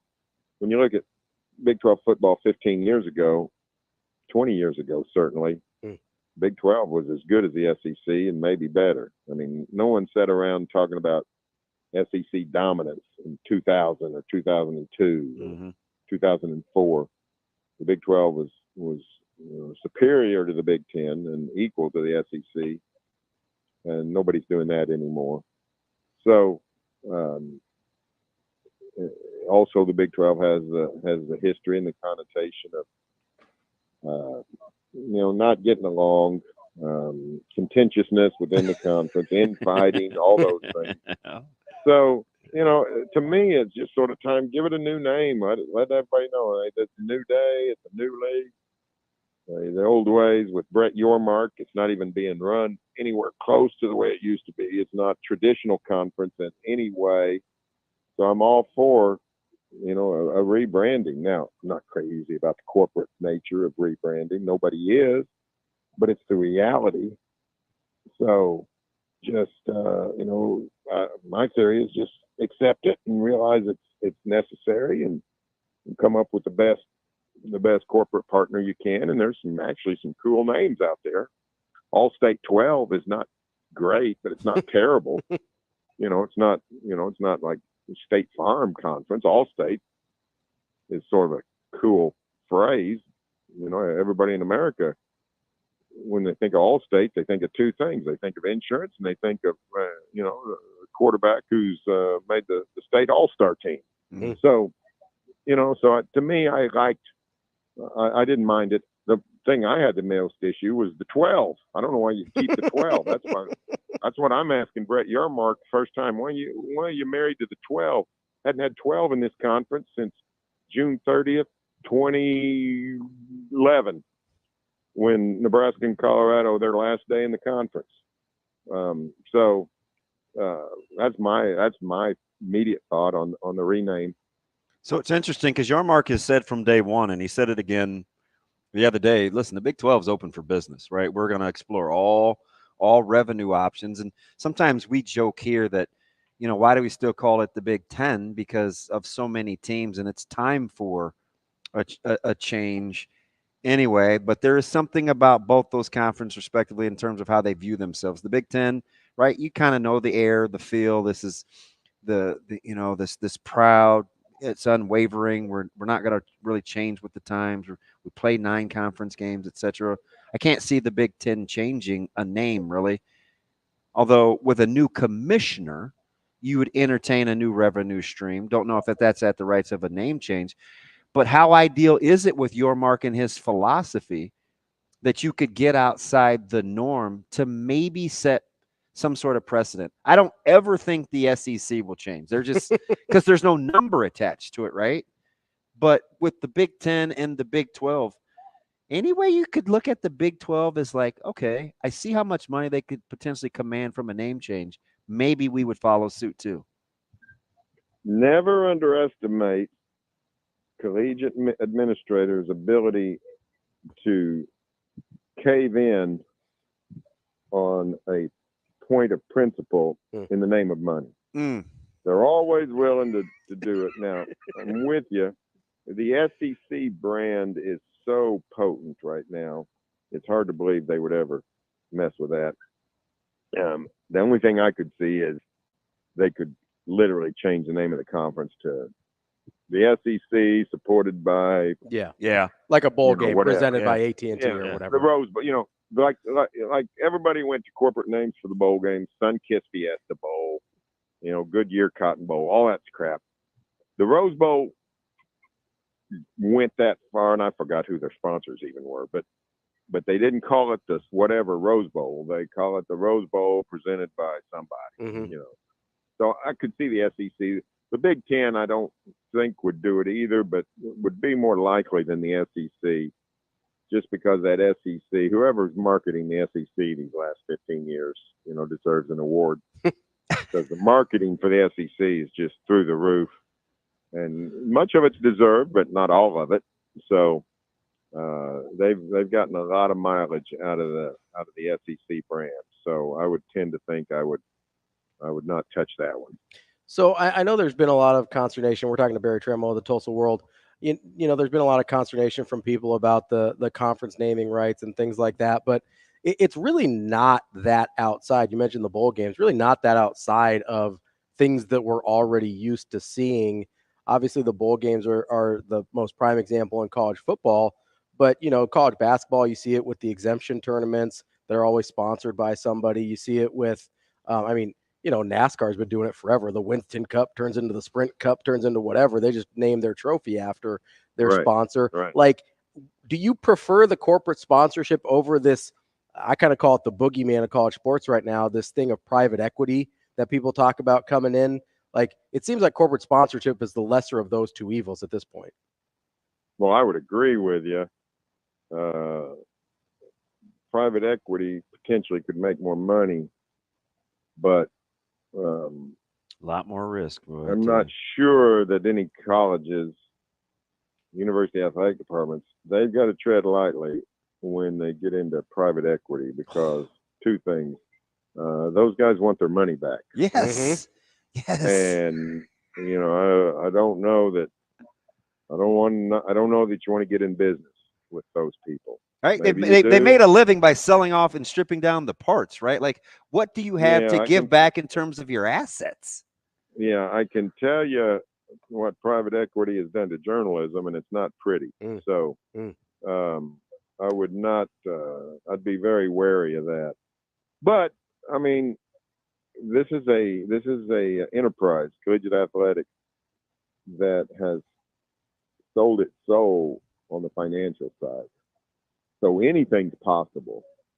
Literally anything's possible. And the university's incredible failure to, they're very much like the United States Congress. They're incapable of keeping their budgets in line. They're literally incapable. It's not anybody's fault. They're just all swept up in a tsunami. We can all go through the athletic departments at Oklahoma or Texas or Nebraska or Michigan and just see some nonsensical positions. Like most schools now have in athletic, like for football, they have a chief of staff. What does that guy do? I'm asking you guys, what does that guy do? I have no idea what he does. Yeah. I mean, I get it. I think and it varies per school, right? So that's the reason that's kind of hard to give a definition. I could get you close on what he does at Nebraska, but that may not be the same as what's happening at Ohio State, right? The key is this. Here's the key. When you find out what somebody's title is, don't accept it. And say, what do you do? And if they say, I'm chief of staff, say, I didn't ask you what your title was. What do you do? And, tell me what you do. And we just got so many of those guys. There are literally people, there are people whose job is to get the football coach places on time. That's literally somebody's full-time job, and they get paid. They're not getting paid $35,000. They're not a chauffeur. They're getting paid 10 times that to get the football coach somewhere on time. A guy making $8 million a year ought to be able to get himself to someplace on time. That's very. That's just that's the surplus. That's just the largesse that we live in college athletics. That's Barry Tramel, Tulsa World. Barry, we appreciate it. Good stuff. Good stuff, we'll Barry. Soon. Okay, good luck to the Huskers. Appreciate it, Barry. I got to remind you to call Durkin Designs if you've got anything you need in your yard. Pavers, water features, fire features, fencing, cleanup, maintenance, whatever. 402-779-4444. Be like DB. Call Durkin Designs 402-779-4444. We will be back tomorrow to wrap up your week on Hurrdat Sports Radio. See you. Have a good day. Love you.